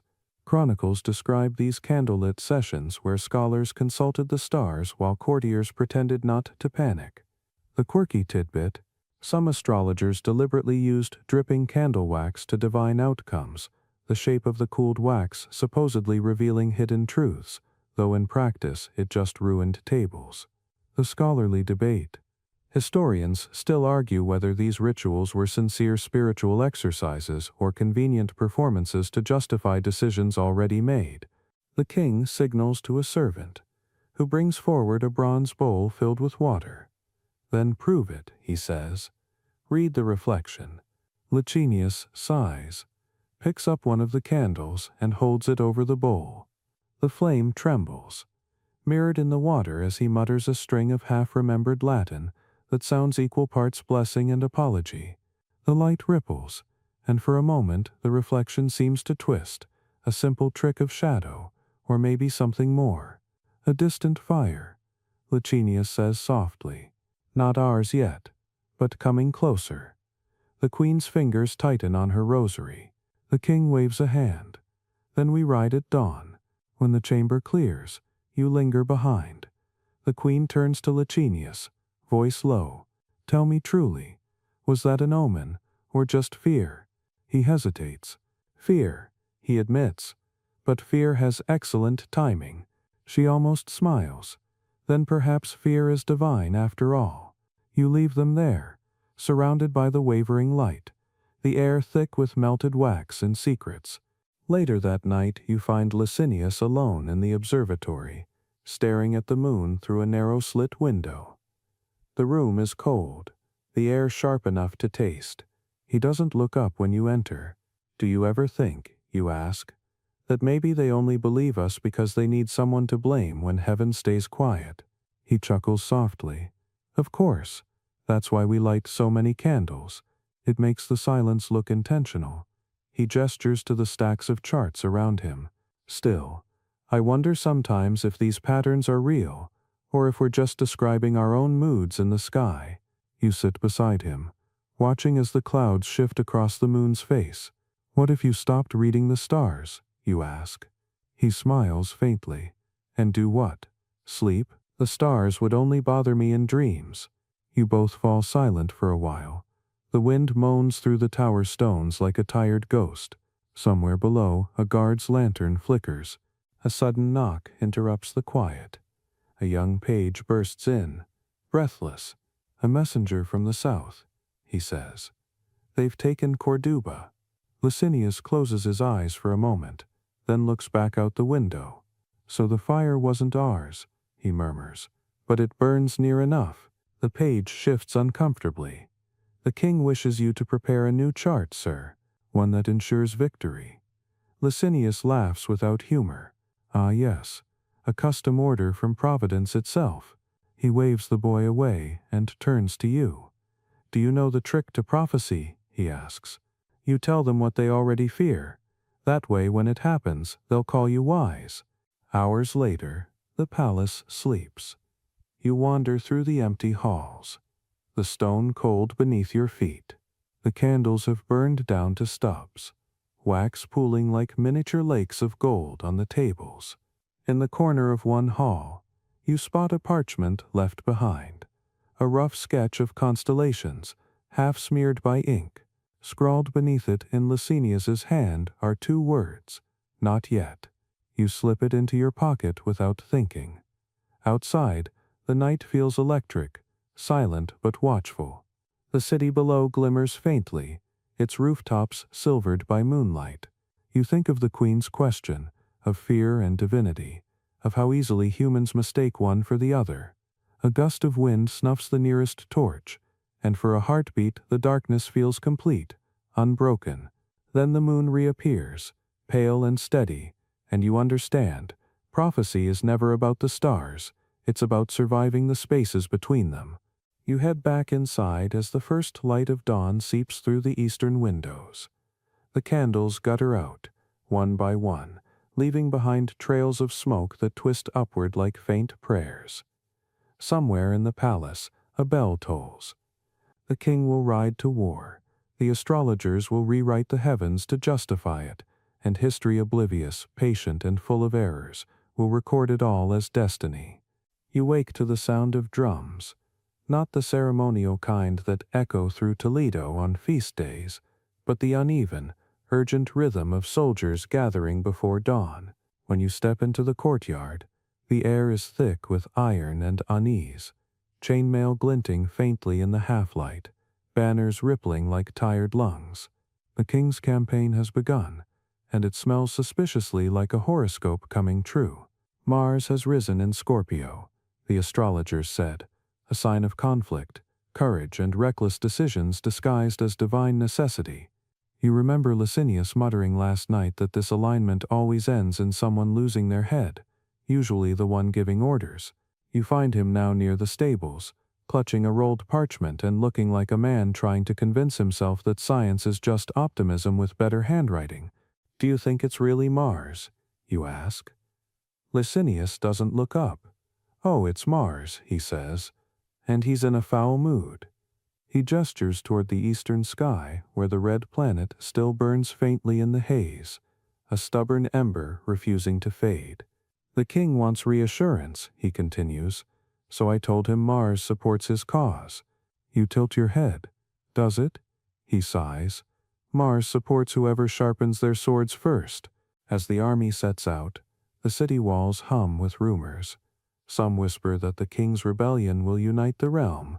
Others say the heavens themselves are divided. The queen stays behind in Toledo, eyes turned skyward, her prayers sounding suspiciously like arguments. You ride with the astrologers' retinue, trailing behind the soldiers, your horses clopping over dust that smells of rain and anticipation. At night, the campfires spread across the valley like constellations rearranged on earth. Soldiers swap omens the way children trade stories, each one darker than the last. One claims his candle won't stay lit. Another swears he saw blood in his wine. It's the influence of Mars, says an older captain, spitting into the dirt.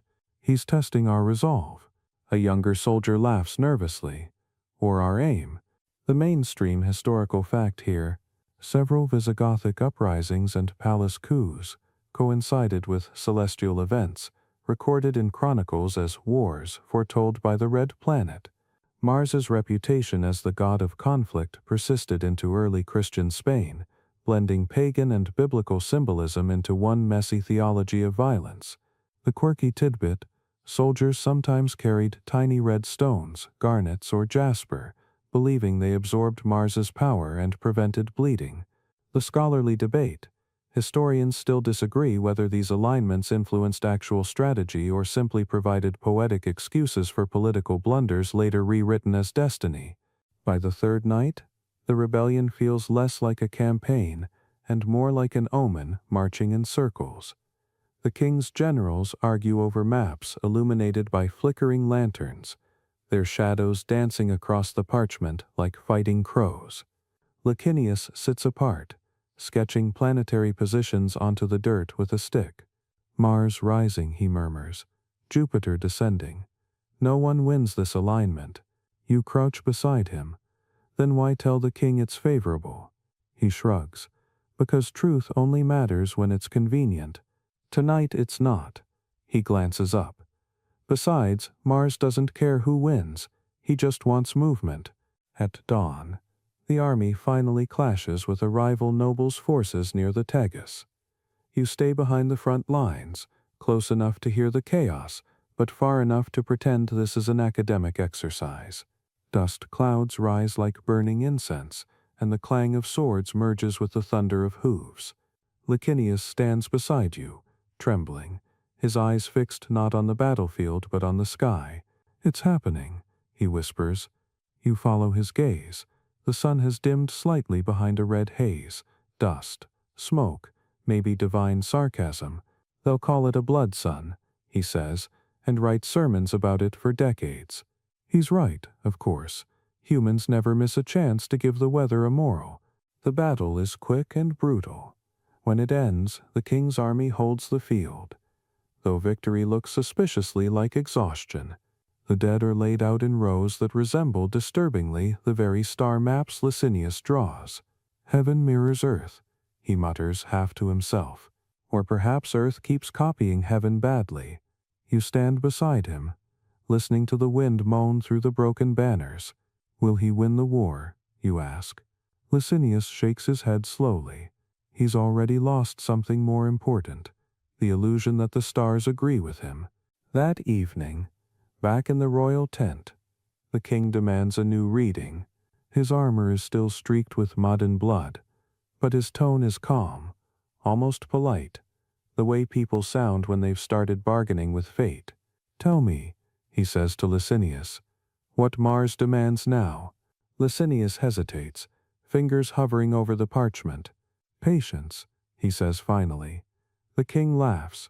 "Patience? Mars doesn't wait."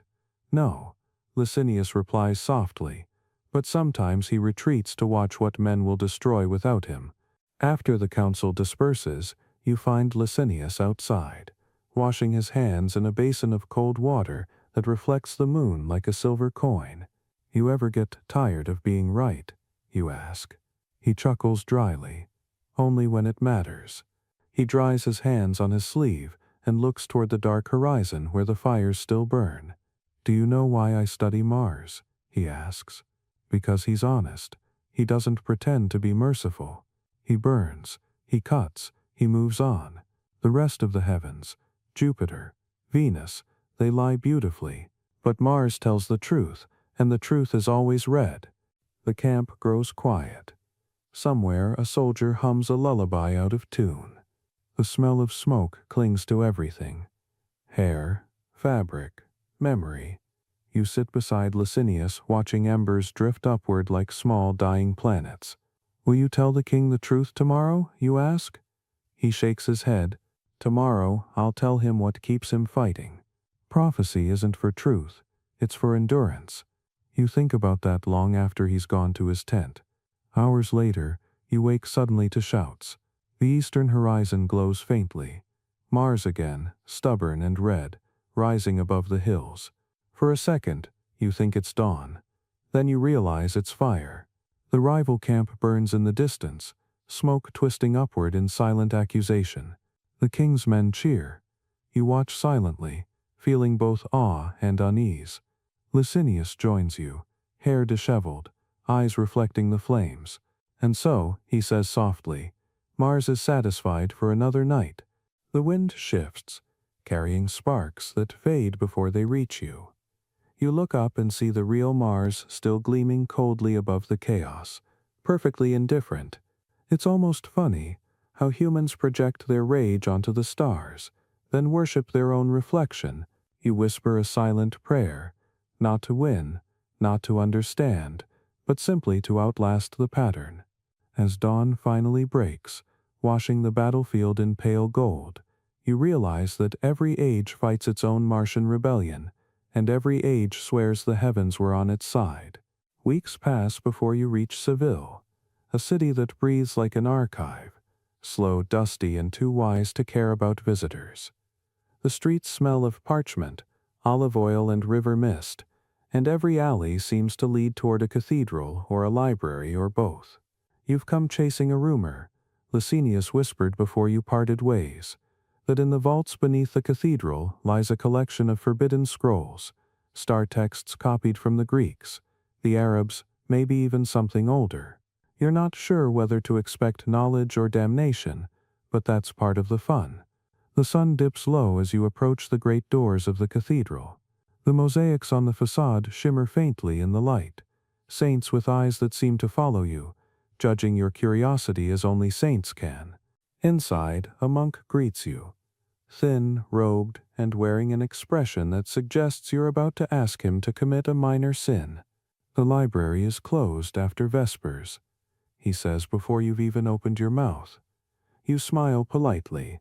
"I only seek to study what's been forgotten." His eyebrows rise. "And what if it was forgotten for a reason?" You shrug. "Then I'll remember quietly." Something in your tone, or perhaps your stupidity, convinces him to lead you through a narrow corridor into the archives.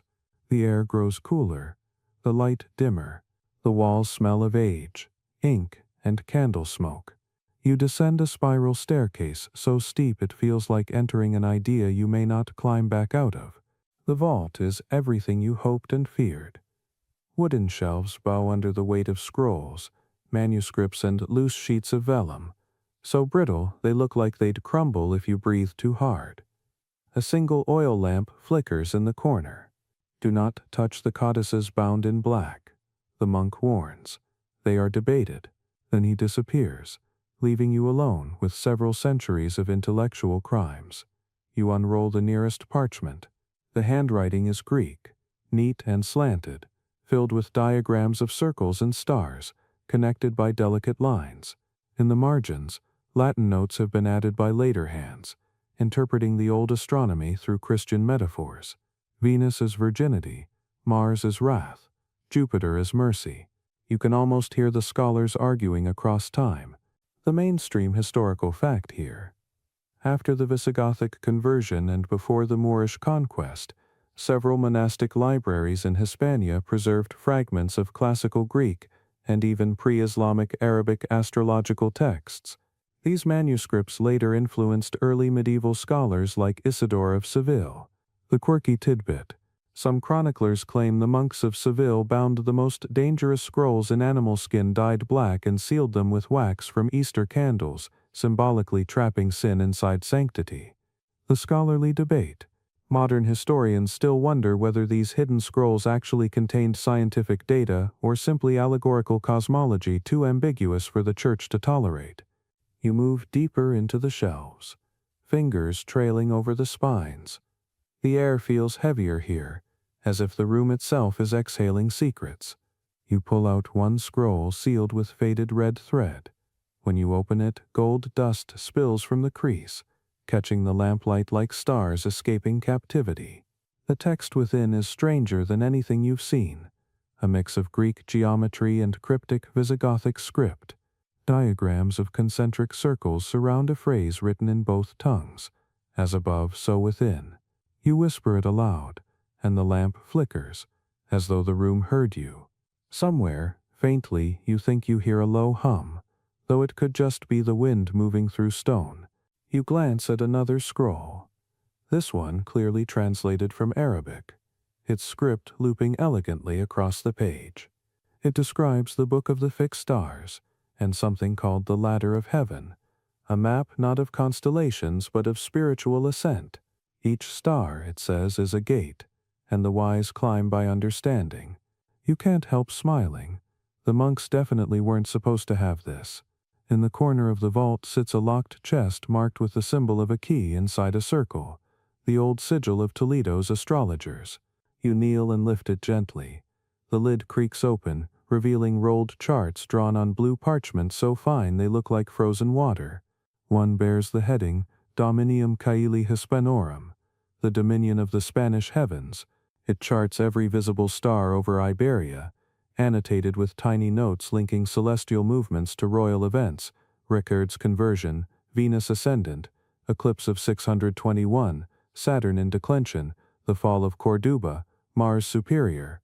You realize you're holding a mirror of the kingdom, written not in law, but in light.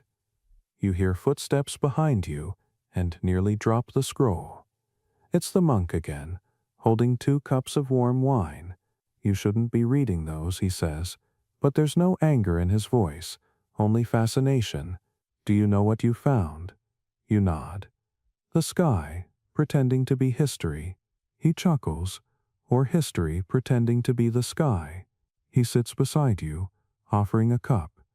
They say Saint Isidore himself warned against these writings, said they make men love knowledge more than wisdom.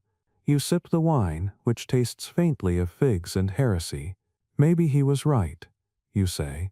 But curiosity is harder to silence than confession. The monk smiles at that. We keep them hidden, he says softly, not because they're false, but because they make us question what's true.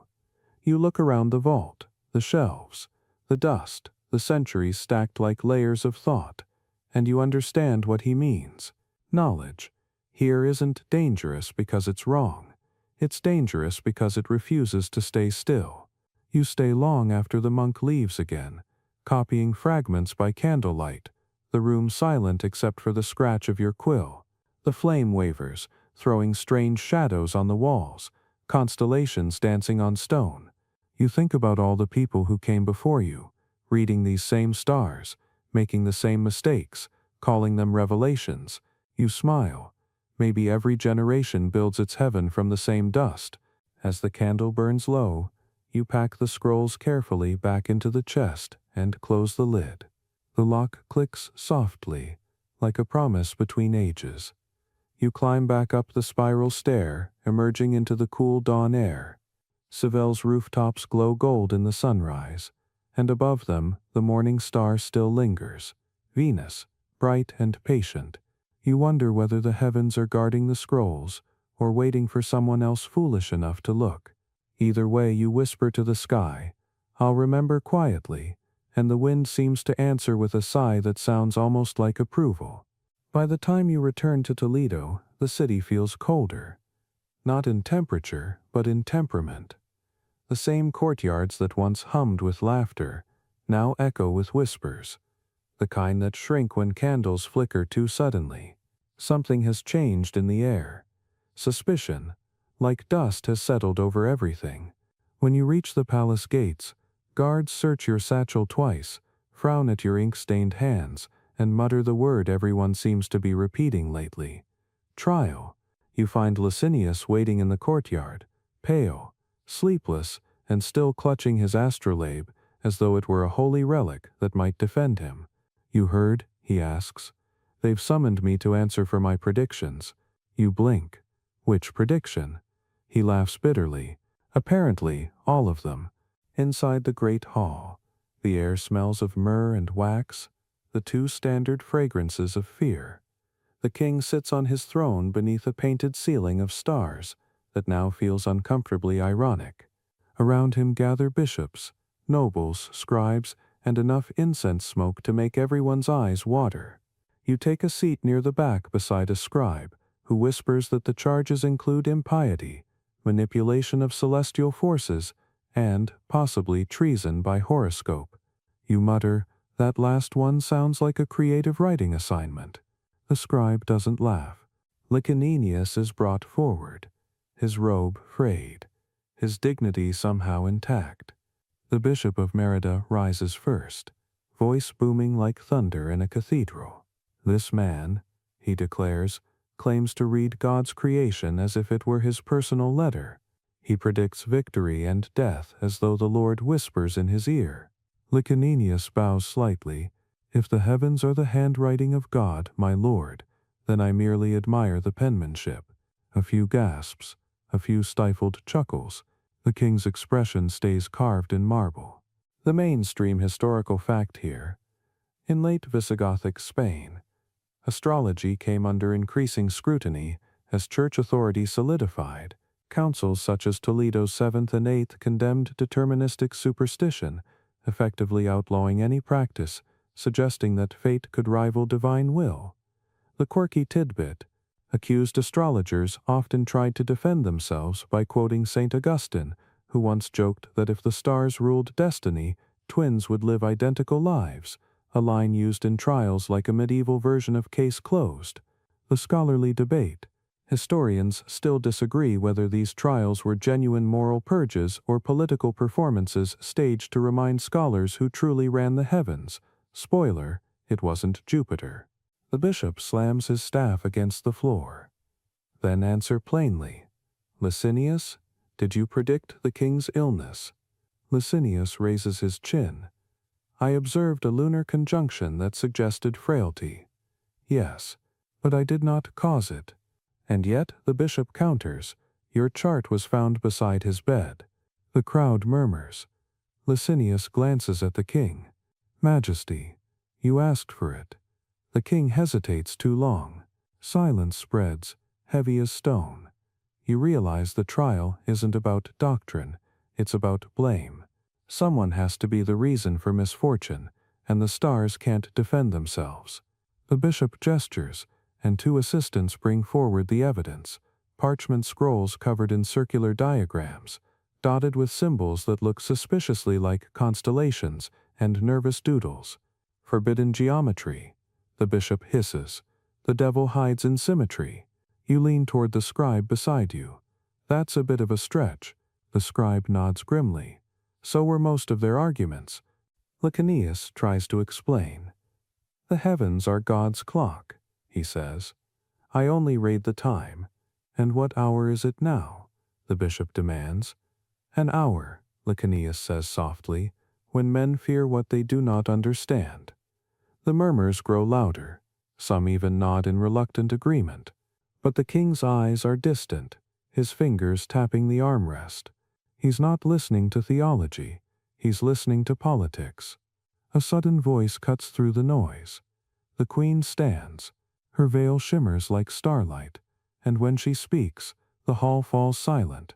If the stars hold messages, she says, then perhaps we should listen before burning the messenger. Her tone is calm, but carries an edge that even bishops respect. Has he not served faithfully? Has he not read the heavens for your triumphs as well as your misfortunes? The king exhales, uncertain. The bishop bristles. Majesty, superstition is a poison. The queen smiles faintly. So is ignorance. For a moment, you believe Licinius might actually survive this. Then a younger priest steps forward, holding a small sealed letter. A confession, he announces dramatically. You can feel the room tighten like a drum. The seal bears the mark of Fronto, the same exiled astrologer from the eclipse scandal. The letter accuses Licinius of forging horoscopes to manipulate the king's trust. The audience gasps as if betrayal has suddenly become a spectator sport. Licinius's face drains of color. He lies, he says softly. The bishop smirks. He is a liar who tells truth at last. The king stands. Enough, he says, his voice quiet but lethal. The heavens may be pure, but men are not. Licinius, you are hereby stripped of your office. You will serve your penance at San Leocadio. The queen opens her mouth to protest, but the king's gaze stops her. Guards step forward. Licinius bows once to her, not to him, and lets them lead him away. As the court disperses, the bishop begins chanting a prayer of purification. You watch the smoke swirl upward toward the painted stars on the ceiling, blurring them into hazy halos. It looks less like cleansing and more like forgetting. You step outside into the cool evening air, your heart heavy. The courtyard is quiet, except for the fountain trickling in the center. You find Licinius there later, sitting on the edge of a cart, the astrolabe resting beside him like a loyal pet that can't help. They'll send me to the monastery, he says, his voice steady but thin. Maybe they think I'll repent. You sit beside him. Will you? He looks up at the sky. For what? Curiosity. It's not sin, it's gravity. You don't know what to say, so you sit in silence. The moon rises, half shrouded in cloud, casting silver across the courtyard. Licinius traces a line in the dust with his finger, a perfect circle that catches the moonlight. They can take my charts, he murmurs, but they can't erase the sky. The guards return. He stands, hands bound loosely, and smiles at you one last time. Remember this, he says quietly. When they punish the astrologer, it's not because the stars were wrong, it's because they were too right.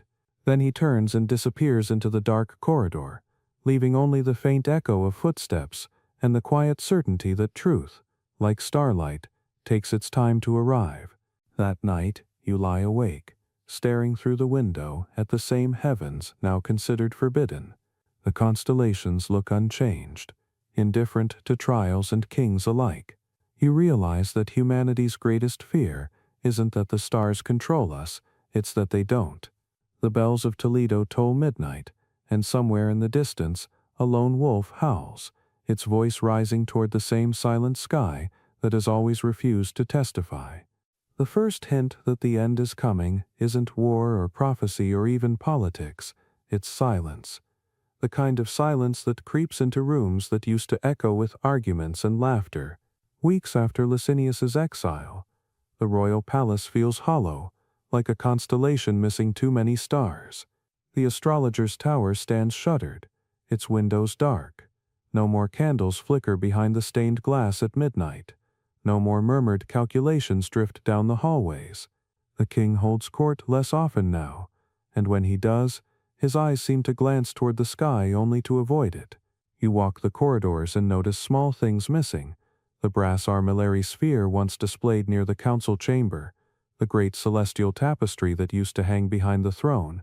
Even the marble sundial in the courtyard quietly removed as if daylight itself had become suspicious. Toledo, once a city obsessed with the heavens, now stares firmly at the ground.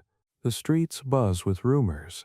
Arab scouts in the south, Byzantine whispers from the east, omens of collapse carried by merchants like gossip in a language everyone pretends not to understand. You wander the market square and overhear two women debating whether the drought is God's punishment or just lazy clouds. A fishmonger mutters that the stars have turned their backs on Spain. You almost tell him the stars never turn at all. They just watch. But stop yourself. Truth feels heavier now, and fewer people want to carry it. When you finally visit Licinius at San Leocadio Monastery, he looks older. Though it's only been a season, the years of night work and sleepless calculations have carved faint constellations beneath his eyes. The monks have given him menial duties, copying psalms, tending the herb garden, keeping records of the tides, but you can see the restless intellect behind his forced humility. They still ask me about the weather, he says, smiling faintly, but only when it rains. You sit with him under the olive trees, the air thick with bees and dust. You could leave. You say, go south. They say scholars in Cordoba welcome men like you.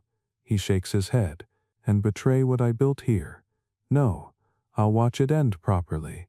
The mainstream historical fact here: the fall of the Visigothic kingdom in 711 was preceded by decades of political fragmentation, religious tension, and intellectual isolation. The collapse wasn't sudden, it was erosion disguised as faith.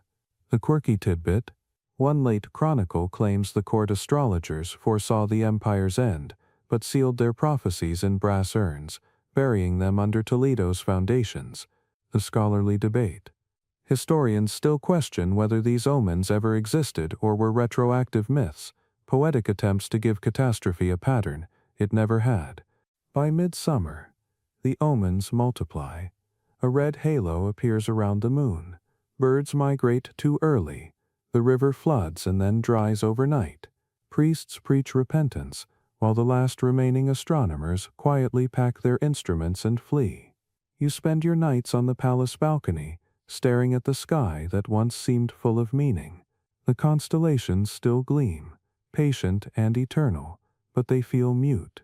Perhaps they always were. One evening, the queen summons you. Her once steady hands tremble slightly as she pours wine. You've seen the signs, she says. Tell me the truth, no one else will. You hesitate. The signs are many, you answer carefully, but they don't point in one direction. She looks at you with sad amusement. Everything points down eventually. You realize she isn't asking for prediction, she's asking for absolution, but you have none to give. Days later, riders bring grim news.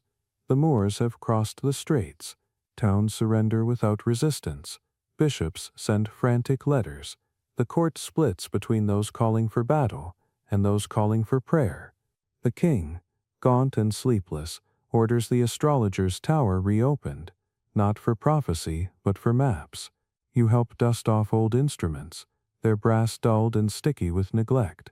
When he asks if heaven favors victory, you almost lie out of kindness, but Licinius's old phrase echoes in your head. The stars incline, they do not compel. You tell the king, the heavens are steady, but men are restless. He nods, too tired to ask what that means.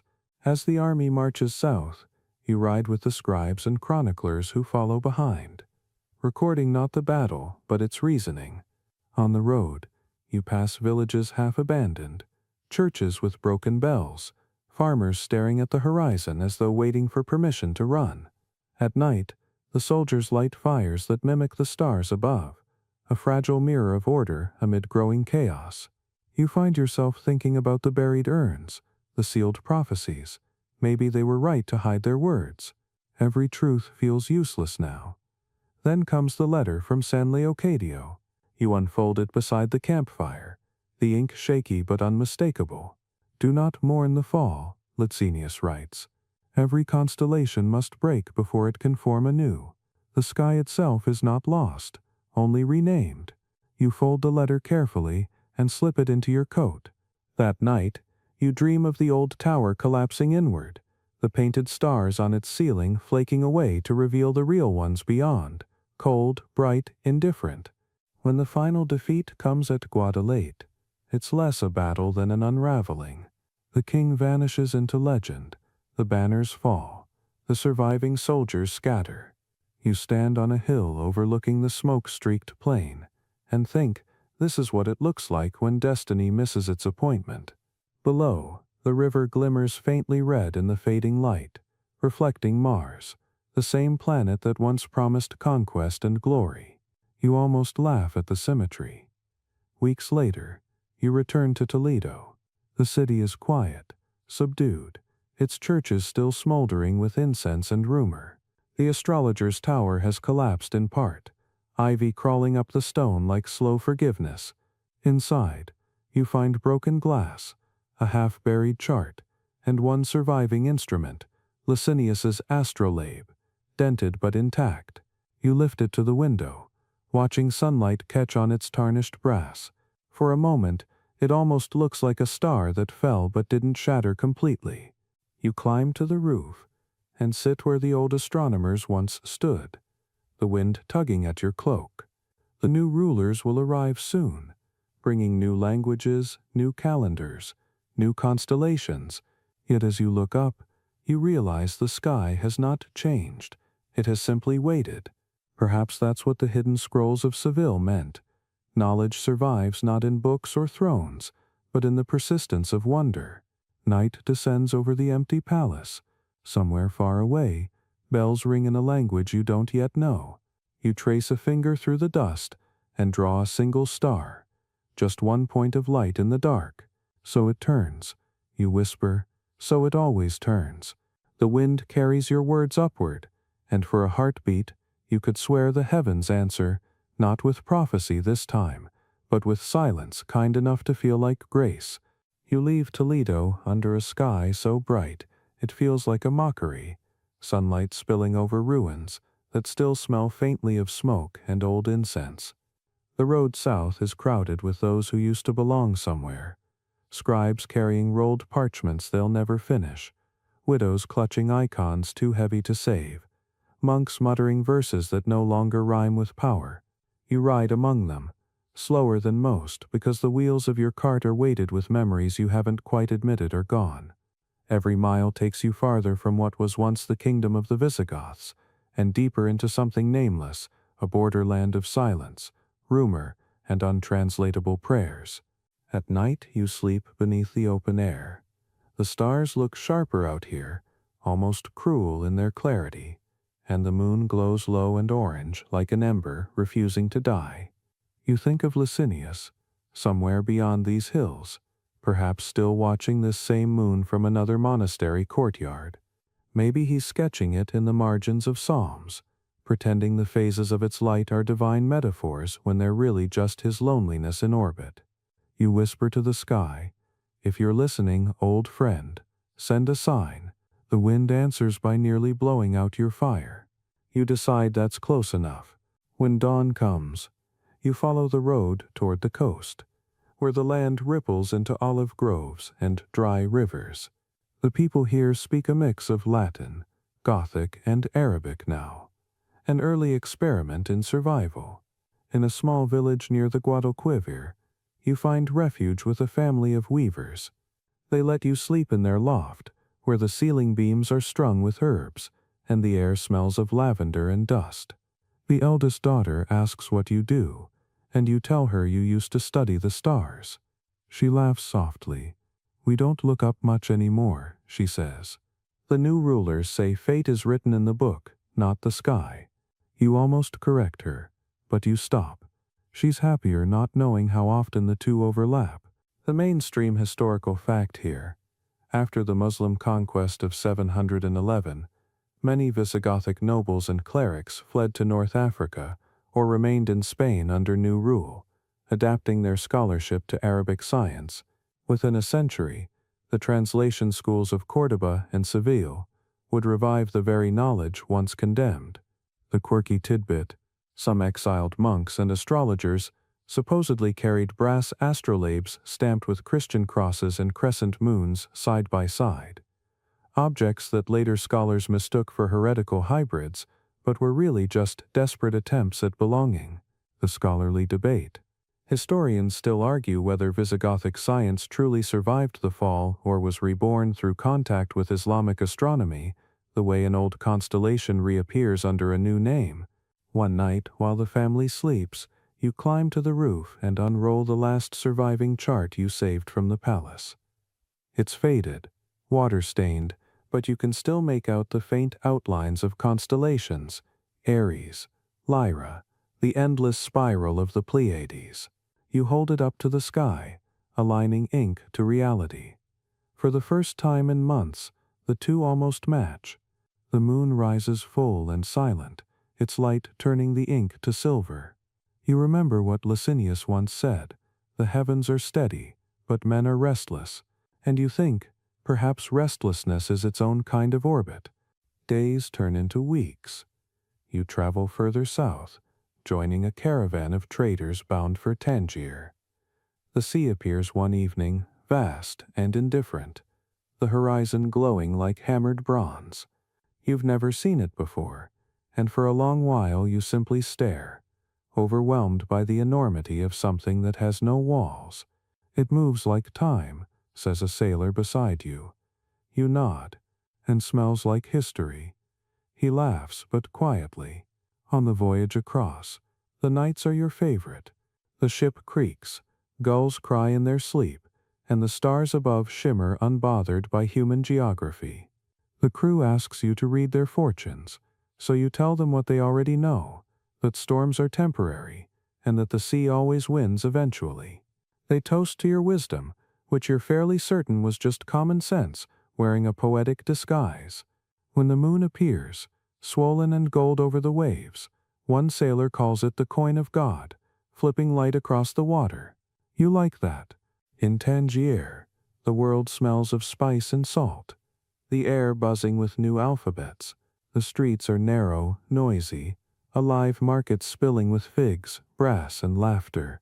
You wander through a bazaar and see something that makes you stop, an astrologer's stall. He's an older man with eyes like wet glass, charting a customer's birth under the sign of Venus.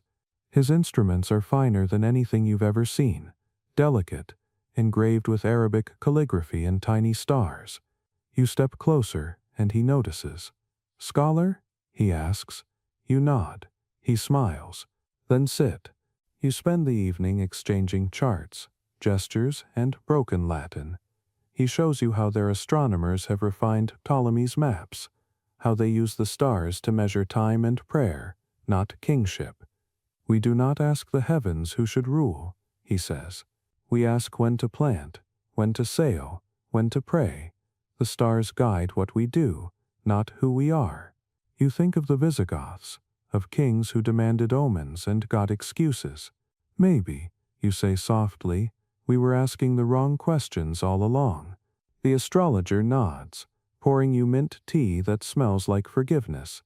Later that night, you climb the city walls to watch the moon rise over Africa. It's smaller here, or maybe just farther from the version of yourself that needed it to mean something. The wind carries the smell of cumin, rain, and the faraway river you left behind. You realize that exile isn't just distance, it's translation. Every word, every star, every belief must learn to speak again in a new accent. You take out your faded chart, and with a borrowed quill, draw one last line, the path from Toledo to Tangier, from kingdom to horizon. You label it simply Moons of Exile. As dawn breaks, the call to prayer rises through the city, a low, beautiful sound that seems to pull the light itself from the sea. You watch the first rays touch the rooftops, the same sun that once burned over Visigothic Spain, now gilding another world entirely. You smile, not because you understand it, but because it continues. The moon fades pale against the brightening sky, still there, still loyal to its orbit, even in a language it no longer needs to speak. When you return to Toledo years later, the city looks almost the same. stone walls sun-bleached and stubborn, the river bending around it like a memory that refuses to dry. But the air feels different, heavier somehow, as though time itself has thickened between the streets.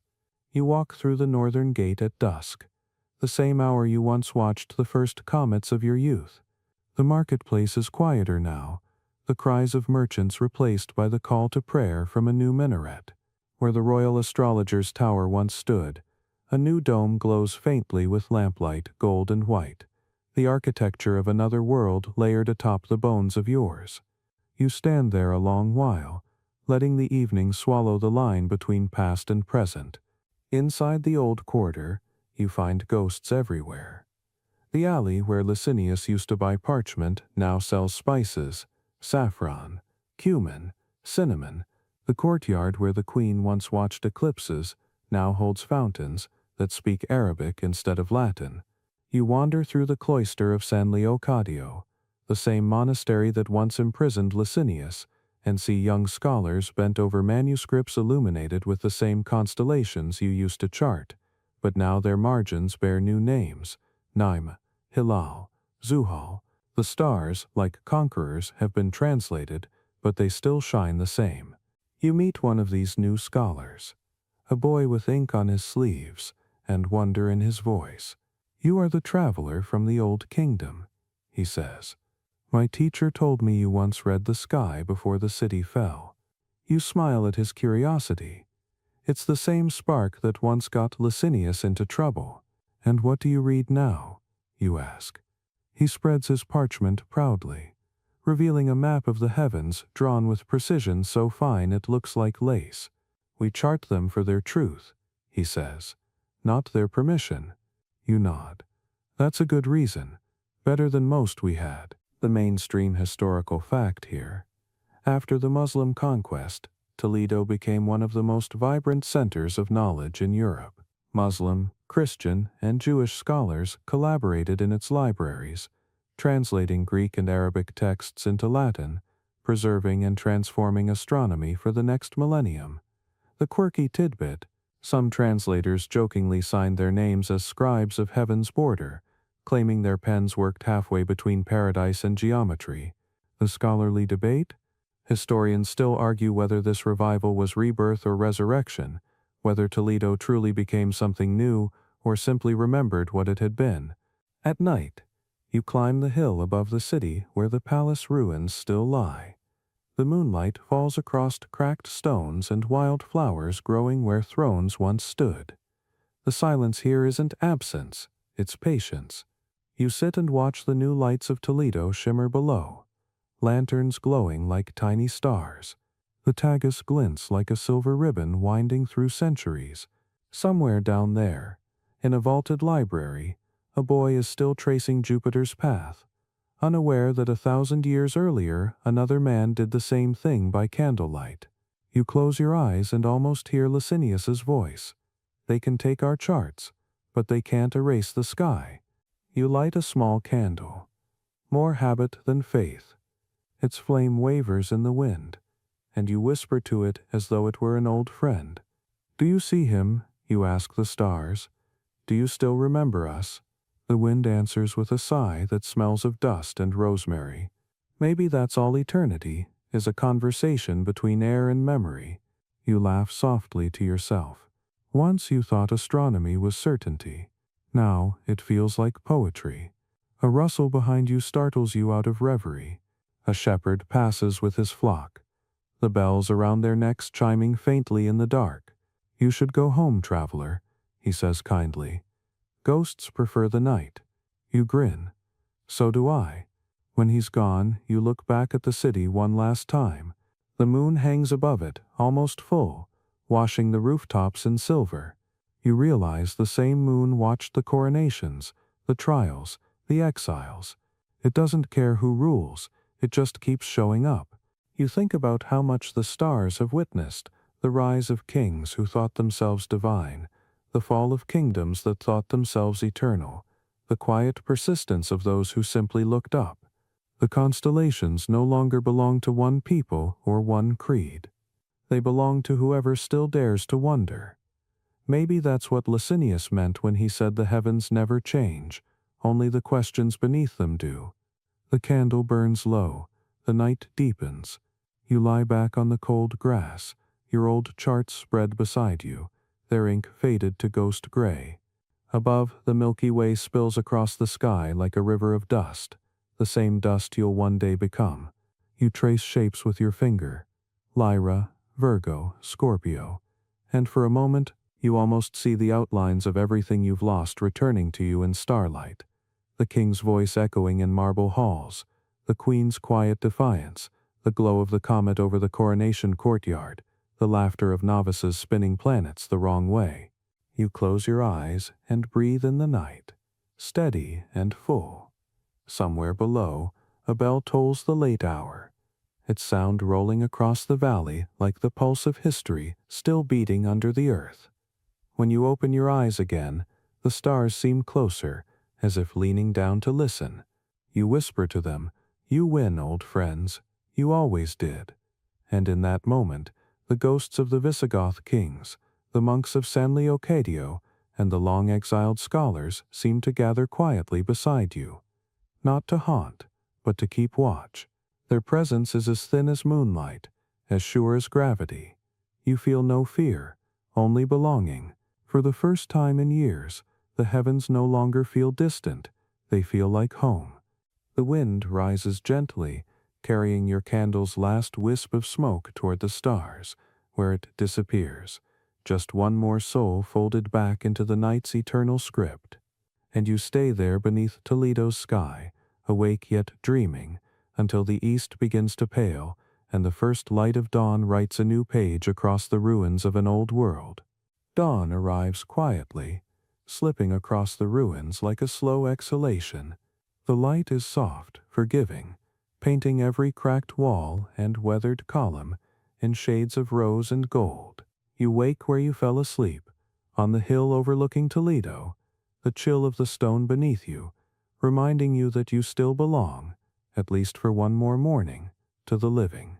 Below, the city stirs, the call to prayer, mingling with the toll of distant bells, the first markets opening, the scent of bread rising on the wind. Civilization continues, unbothered by the ghosts that kept you company through the night. You watch the sun lift above the Tagus, and it feels less like an ending than a slow turning of the same great wheel that Licinius once traced on parchment, the eternal circle where beginnings and endings share a single orbit. In your lap lies the final chart you drew before sleep. Ink faint, lines uneven. You didn't mean for it to be the last, but perhaps the heavens did. It isn't a map of planets this time but of memory. Toledo in miniature, each street and tower aligned to a constellation.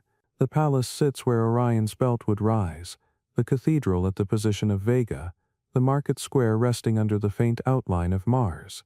A city of stars, a heaven inverted upon earth.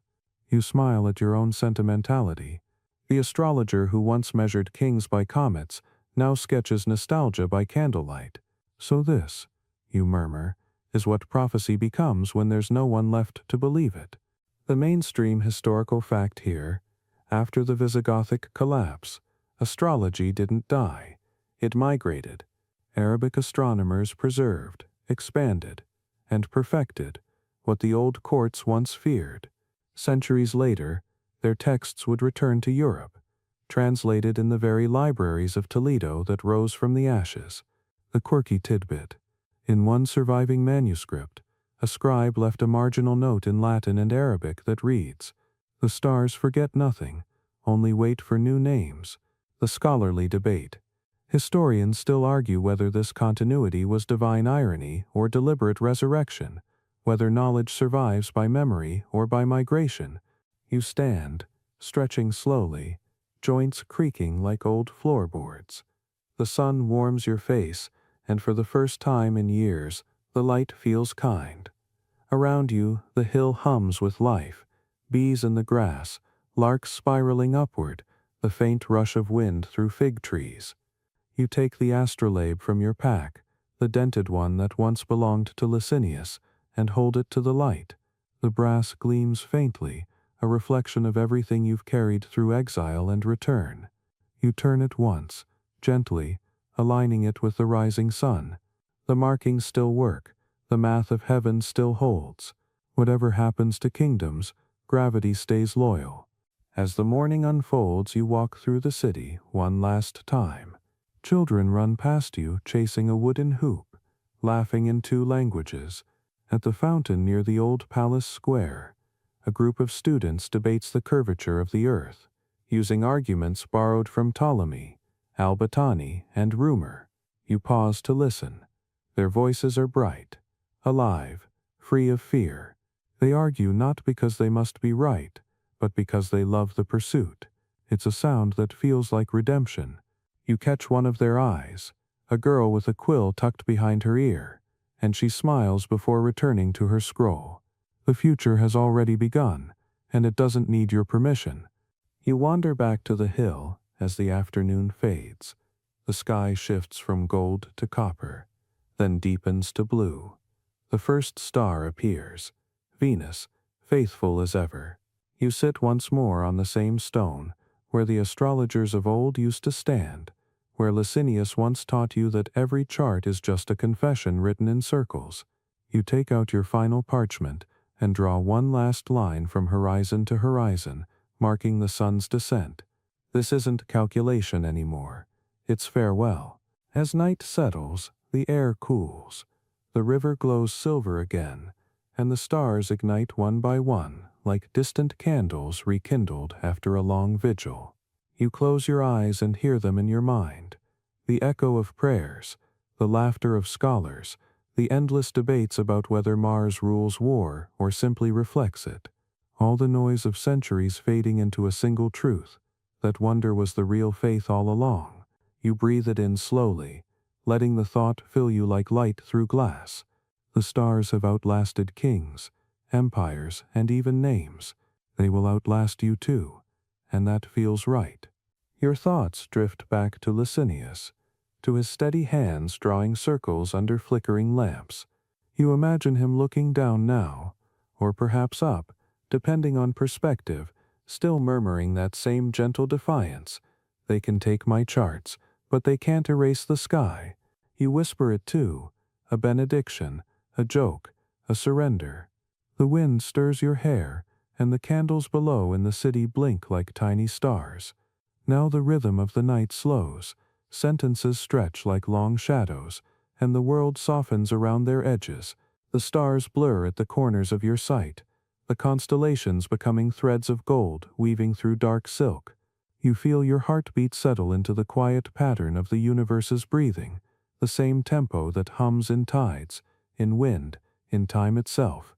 The chill that once gnawed at your bones feels distant now, replaced by a warmth that isn't quite from the body. You close your eyes and feel the earth turning beneath you, smooth, patient, eternal. The candle of your consciousness flickers low. Every sound grows slower, deeper. The rustle of leaves like whispers between gods. The wind through the ruins like the soft turning of a page. You think of all that's been lost, and all that's been found again. Of kingdoms reborn as libraries. Of charts burned yet redrawn under brighter skies. Of comets that frightened kings but thrilled children centuries later. The world always remembers differently, but it remembers. The stars pulse softly overhead. No longer symbols, no longer omens, just themselves. You smile, eyes half open, watching them blur into a gentle haze of light that feels almost human. The moon rises one last time over Toledo, and its reflection glimmers faintly in the river below, a quiet mirror for everything above and below it. The night exhales, and you exhale with it. The story has circled back to its beginning, as every orbit must, and as your thoughts slow into something like sleep, you realize that for all the years you spent reading the heavens, it was never about knowing the future. It was about finding your place inside the pattern. You smile, faint and certain, and let go of the need to interpret what comes next. The world tilts gently into silence. The stars shimmer once more, and the final line of your life writes itself softly across the sky. End of script. sweet dreams.